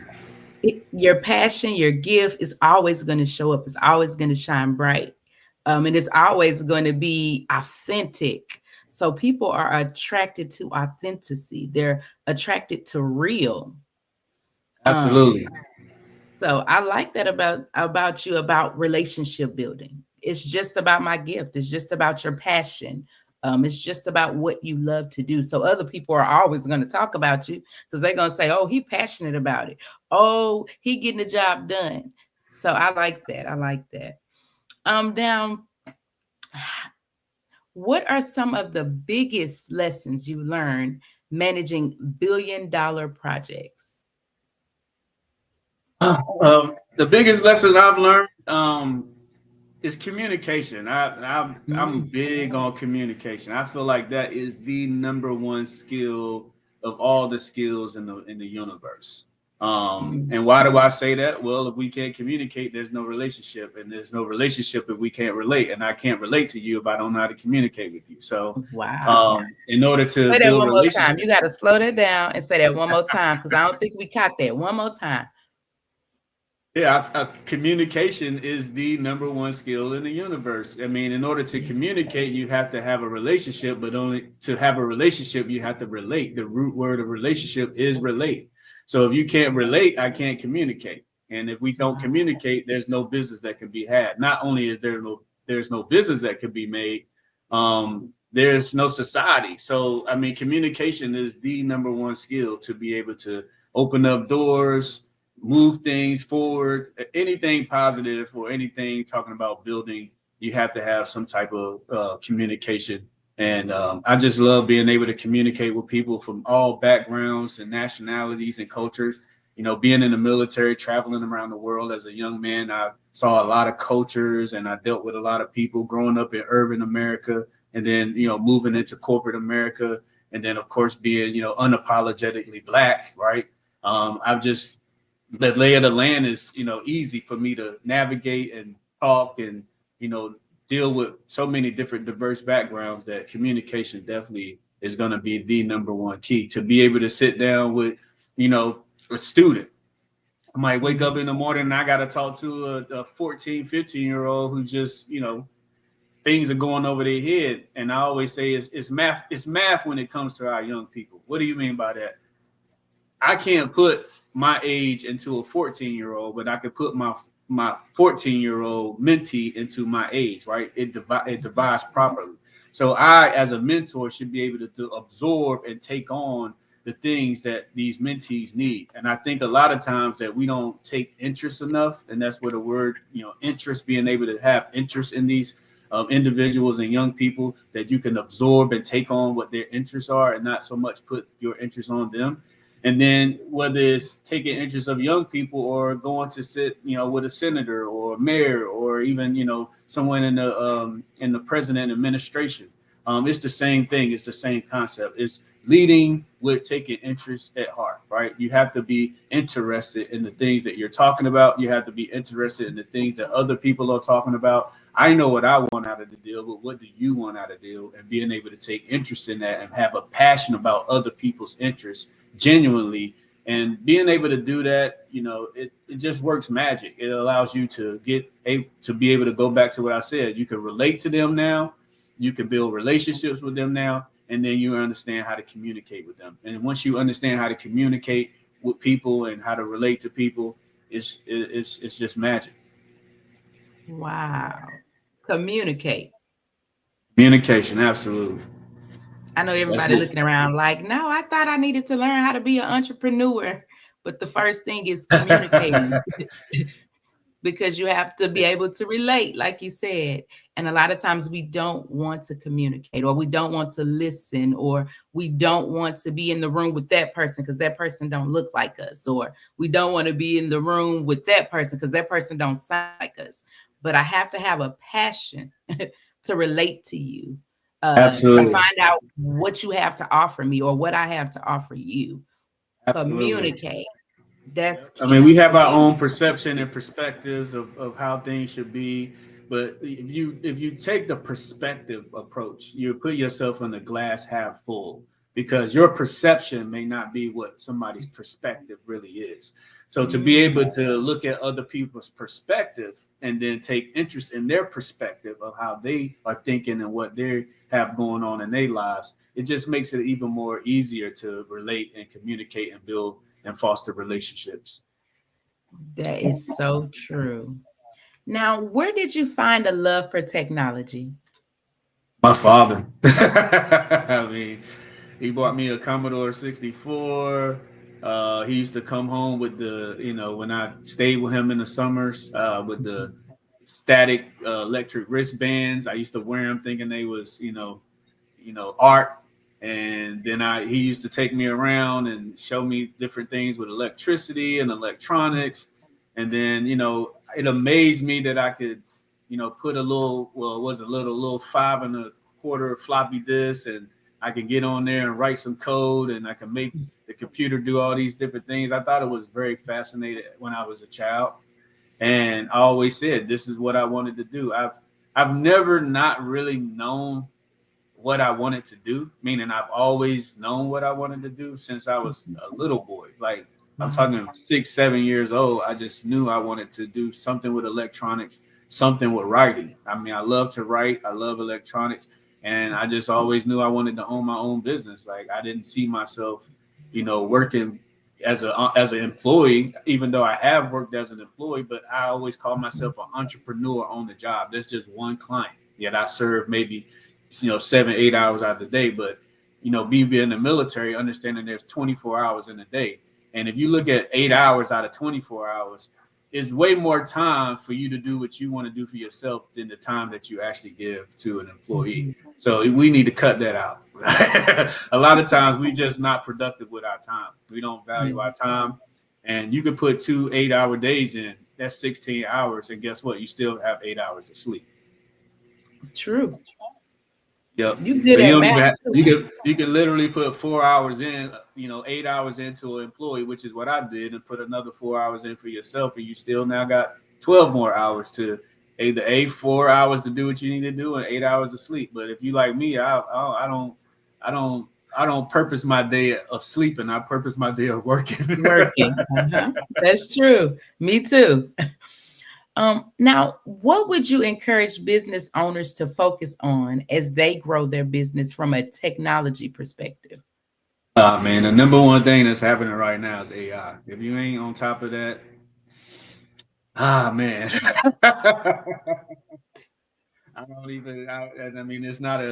It's just real. It's like when the internet first happened, right? The people that understood the internet and understood how to build platforms, yours truly, I understood the internet back then. That's why, I made my mark in the entertainment space. I'm known for helping a DJ go viral, off the internet, way back in, almost 20 years ago. And trying to get people to understand that it was a digital revolution coming. And if you don't understand, shame on you a little bit, because now, instead of scrolling on Instagram and Facebook and Twitter for the latest gossip, you should be using these platforms to be productive. Thus, my nonprofit, Go Virtual Green, is to be green online, to be productive online, refresh your mind online, right? And so that's what I teach them and teach our youth, how to be productive online, how to refresh our mind online. And I've been doing that for over 2 decades. And so it's just a new wave. AI is, just, if you can't understand how robotics and AI and how it's collecting data from us every day from social media and all this stuff, and it's causing us to have a digital revolution like never before, as it relates to automating things and doing things faster and getting information to end users faster, customers faster. They're making smarter decisions and informed decisions about buying and about the services that they use and choose, and having insight that customers didn't have before, right? And getting service 24 hours a day, being able to learn 24 hours a day, 7 days a week, and then being able to take the information and automate it. I mean, I use Copilot, which is built on ChatGPT through Microsoft, and I could write a business plan in probably 2 hours or less, and then I could spin up a website for a customer in probably the same another 4 hours using AI. And then I could take one of my influencers in the next 2 hours to tell them to promote this business, and then the same day we could raise hundreds of thousands of dollars for a customer that just had an idea when they talked to me that morning. And that's how fast that the rate of creating businesses and deploying businesses into the marketplace, the digital marketplace, and using e-commerce and blockchain technology as it relates to taking payments and stuff like that, and then being able to use AI to market your business 24 hours a day, 7 days a week. I can get a name, image, and likeness contract with, let's say, one of my favorite superstars, that say, hey, look, I can use your voice, I can use your name, and I can use your image, and then I could put that in the AI, and I could create an avatar, right? And I could take his voice, and I could let AI, listen to that voice pattern, and then I can use his voice pattern on any information I want to 24 hours a day, 7 days a week. All I got to do is take and write it and say, hey, AI, read it in, one of my celebrity friends' voice, and then I can take his likeness and I can create a CGI bot that looks just like him. And now I'm marketing 10, 20, 30, 100 different ways, saying what I want to say to my customer base using somebody's name, image, and likeness, right? And I think that's why we move towards we give it NILs to athletes at a very younger age, right? Because name, image, and likeness in the digital world is so powerful, and to be able to use AI to empower name, image, and likeness and market to our customers and market our businesses 24 hours a day. But hold on, not just here in the United States, globally, because now we're a globally connected world. So I can use a celebrity's name, image, and likeness, or my own name, image, and likeness, do a bunch of CGI voiceovers and other things like that, and market, and then use AI to create all these different marketing scenarios that I can cook up, and then I can program them to, hey, do this on social media at this time, do this on TikTok at this time, do this on Facebook at this time. And I can load up all these different campaigns and direct them to my checkout, right? And then I could be checking out in Ghana, I could be checking out in Nigeria, I could be checking out in France, I could be checking out in Cuba, I can be checking out in Florida. 24 hours a day, 7 days a week, people can be using my checkout, right, and purchasing my products and services. So if you are not getting with that and you think it's just all about brick and mortar and a traditional way of marketing and running your business, then that's why you see these 18-year-olds who are millionaires now. You know what I mean? They're saying they're not going to school and they're not going to work because they realize that, hey, they are the ones that's using AI. I have 2 sons and they live by it. They just do. And so if we're not keeping up with that flow and thought process, then it's going to be trouble. Let's get into it. Get into that AI. Have to. Yep. Have to get it. If you're not getting into it, you need to have somebody on your team that knows how to put you into it. True. So true. So true. Now, what are some of the most successful technology projects that you are working on? Whew, oh man. From a corporate business standpoint of view, I've worked on a lot of projects in the past. I've helped the Department of State build a digital passport. I worked for Andrew Corporation, which was Grayson Wireless. We helped build GPS and cell phones. I had a deal with Sony Music Entertainment where we built some platforms over there. Again, I helped some artists go viral. But more importantly, my own platform, Cover 360, that I'm building now today to help young entrepreneurs. And going back to what I said, being able to take an idea and make it successful in, rocket speed time. You don't have to work 6 months and go through all this, registering process. You can do all that stuff with AI in a day. You can spin up a website almost in a day, and you can get to marketing your products and services and have influencers marketing your products and services. And they never even have to do nothing but record their voice for probably a minute. And then I could take their voice. I don't even need them to step in the studio. I don't need them to make no type of appearances. I can use all their name and likenesses and images, and I can spin all the different types of marketing and stuff up in a day. So being able to achieve all that and understand how all that works and then deploy it for my clients, to me, that is the greatest achievement, especially, being, again, unapologetically Black and, working in this space for as long as I have and understanding the different technologies, but then being able to also each one teach one, right? Being able to give back this knowledge to, young Black entrepreneurs, and just not Black entrepreneurs, but, entrepreneurs as a whole. Now, I heard you mention your business, Cover 360. Explain to us what exactly is Cover 360. Cover 360 is an entrepreneurship platform that focuses on taking ideas from, its infancy stage all the way to full-scale businesses using AI and our 7 different pathways of of entrepreneurship that I created through this toolkit called the I2B toolkit. I2B standing for idea to business. And so we feel like we could take an idea to business fairly easy. Cover 360 is also known for the app that pays, because the minute you join our network, you start getting paid, and paid not in the sense of cash. I think we have to really, especially as Black entrepreneurs, stop putting so much emphasis on cash, right? Because to me, money is the end result of power. Money is not power. Money is the end result of power. From a scientific standpoint of view, power is the ability to do. So if you don't have any power to do, you're not getting any cash. Well, so power is what we really should be seeking, and that's the ability to do. Whether you have a skill, you have some knowledge, you have some information, you have resources and connections. We don't focus on the 5 scarce resources that make up, the marketplace economics, which is, information, technology, resources, connections, and money. And so we have to focus on all of those things and be able to reward and compensate, young entrepreneurs with all of those things. I ask a lot of my clients and members, they ask for money, and I say, hey, what do you need the money for?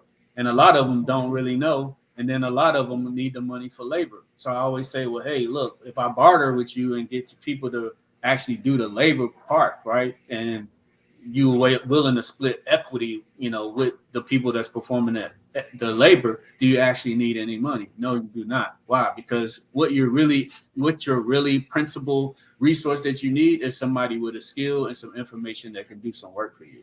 And so labor is the principal thing, right? Not money. Labor is the principal thing.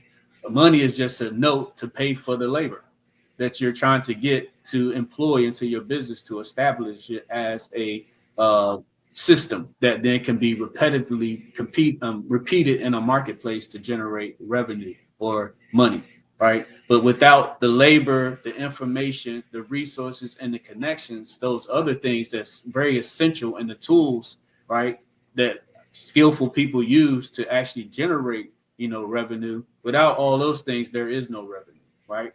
And if you look at money in a marketplace, you look up the true value of money. Money is not worth much at all, right? Because it's just a depository note or promissory note, right? The principal thing is the labor.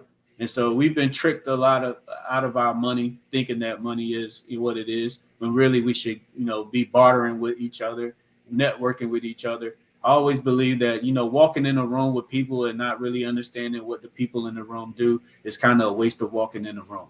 You know what I mean? So my goal is to always explore the room, see who's in the room, what skills that match my goals, and what skills I have that match their goals, and how do I create a true equilibrium between buyer and seller. Buyer and seller doesn't necessarily mean I'm selling them something as it relates to a physical product. I might be selling them my communication skills. I might be selling them my tech skills. I might be selling them, other things that they need to empower their goals and visions. And vice versa. They might be selling other things that I need to buy outside of a product or service to empower my goal and vision. So the goal truly, again, is communicating, relating to people, and building relationships with people, understanding what value those individuals bring to the table, and then being able to sit down to the table, create an equilibrium between the buyers and sellers that's sitting at the table, and through that equilibrium, create a supply and demand scenario where people demand what we're offering to them,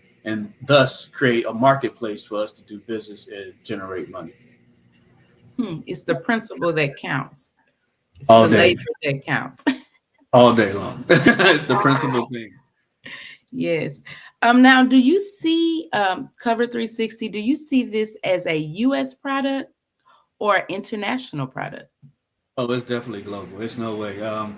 You're talking to a technologist, so there's no walls. The internet doesn't know any walls.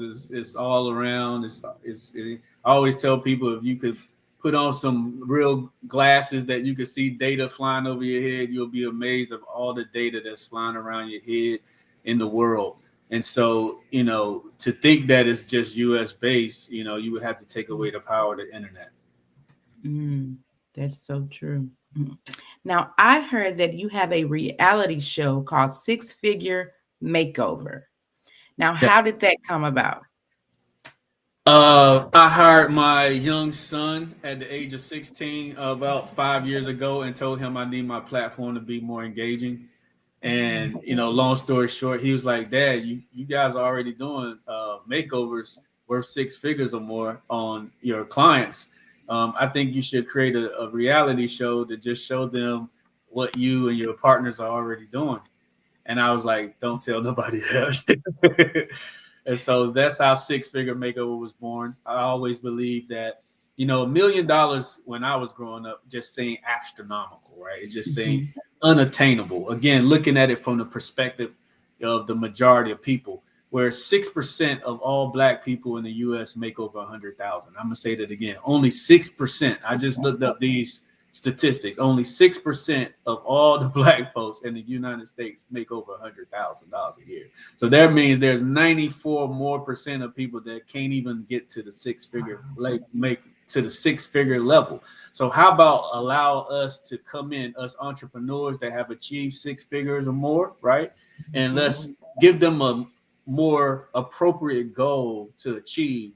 Let's start off by just getting you to 6 figures. Because if we can get you to 6 figures, let's just say $120,000, $10,000 or more, right? And then we can keep your debt to income ratio of just 50% of that. You have $5,000 more to invest, with, right? So if I can get you to 6 figures, keep you under, 50% debt to income, and then allow you to have 50% more of your income to invest.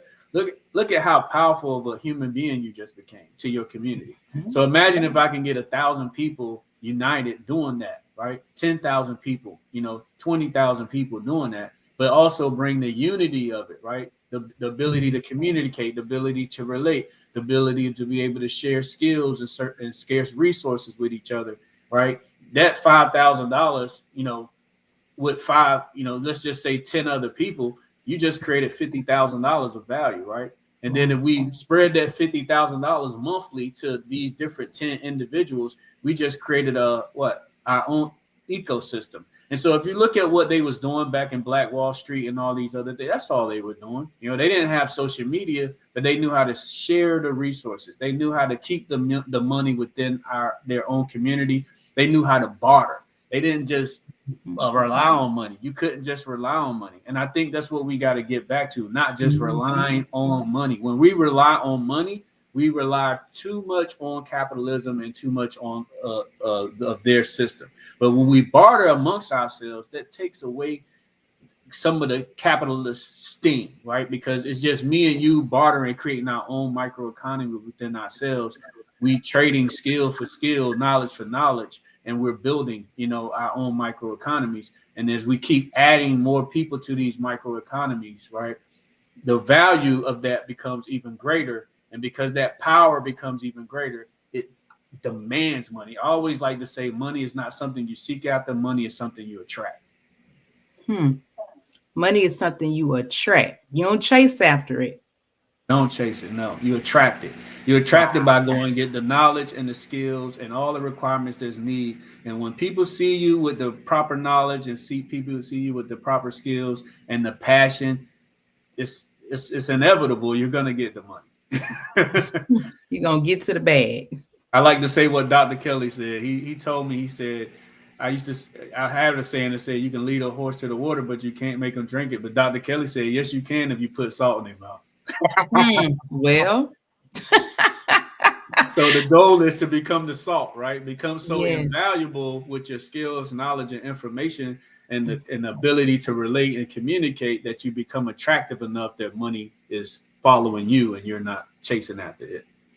Wow.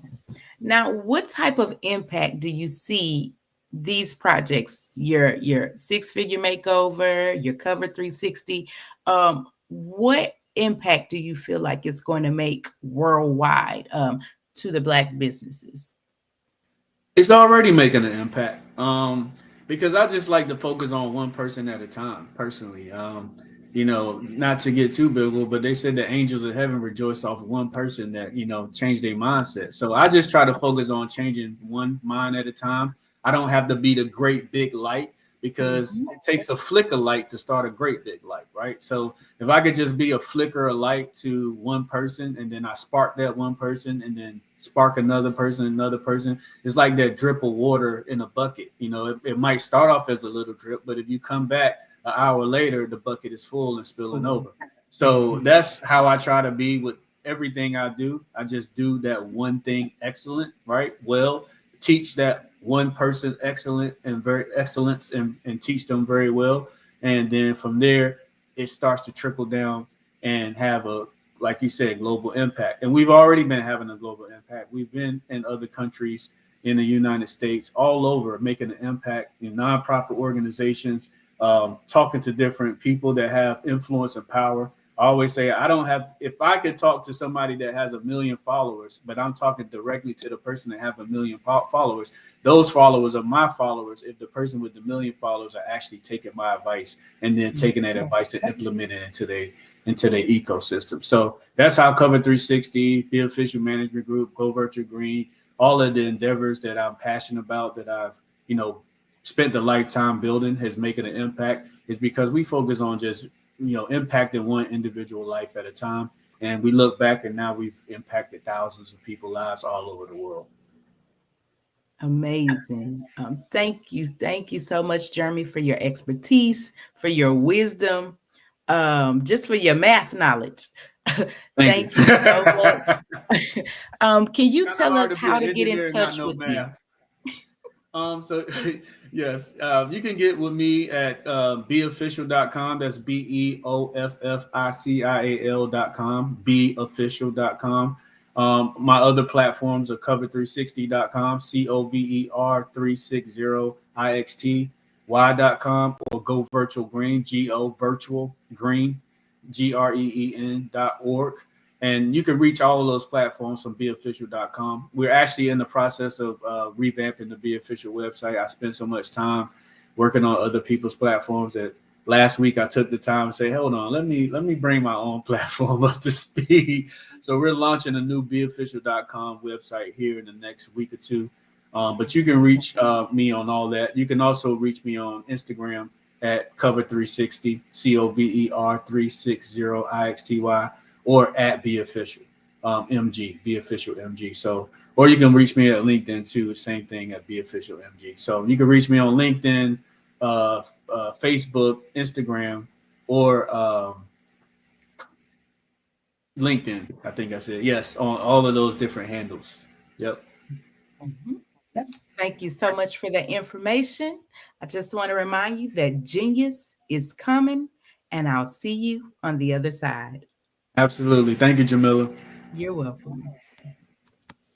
The Black Business Expo mission is to raise funds for high school seniors going to college or K-12 entrepreneurs. This expo is a fundraiser for students. You may go to www.blackbusinessexpousa.com to donate to the scholarship fund, or use the Cash App that's on the screen. That's $BBX USA. Once again, that's $BBX USA. Our goal is to give laptops and up to $5,000 to 10 students. Students can register online at www.blackbusinessexpousa.com. Every dollar counts. So we want to remind you to donate to the scholarship fund. We want to thank our Black Business Expo USA sponsors. That's NC-100, Suede Soul, Carolina, Virginia Minority Supplier Development Council, Step Management, Margie McLean Foundation Incorporation, Genius is Common, Executive Women's Success Institute, The Quality Coaching Company, Superwoman Business Services, Creative Force Studios, Lee Entertainment, Black Business Olympics, Artistic App Design, Banks Law Firm, Black Business Expo USA. Genius is coming, and I'll see you on the other side.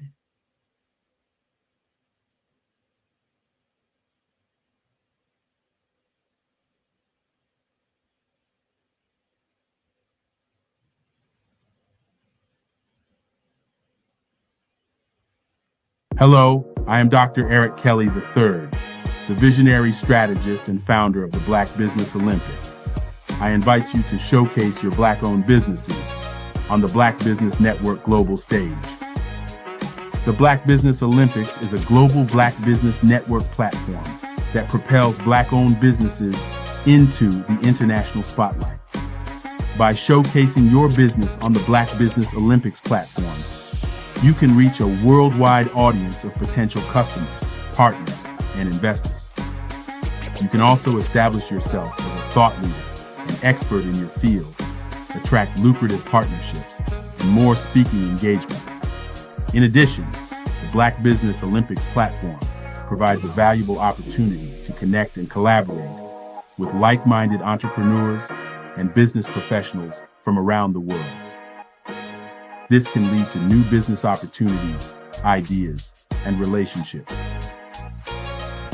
Finally, by sharing your story and expertise on the Black Business Olympics platform, you can inspire and empower others.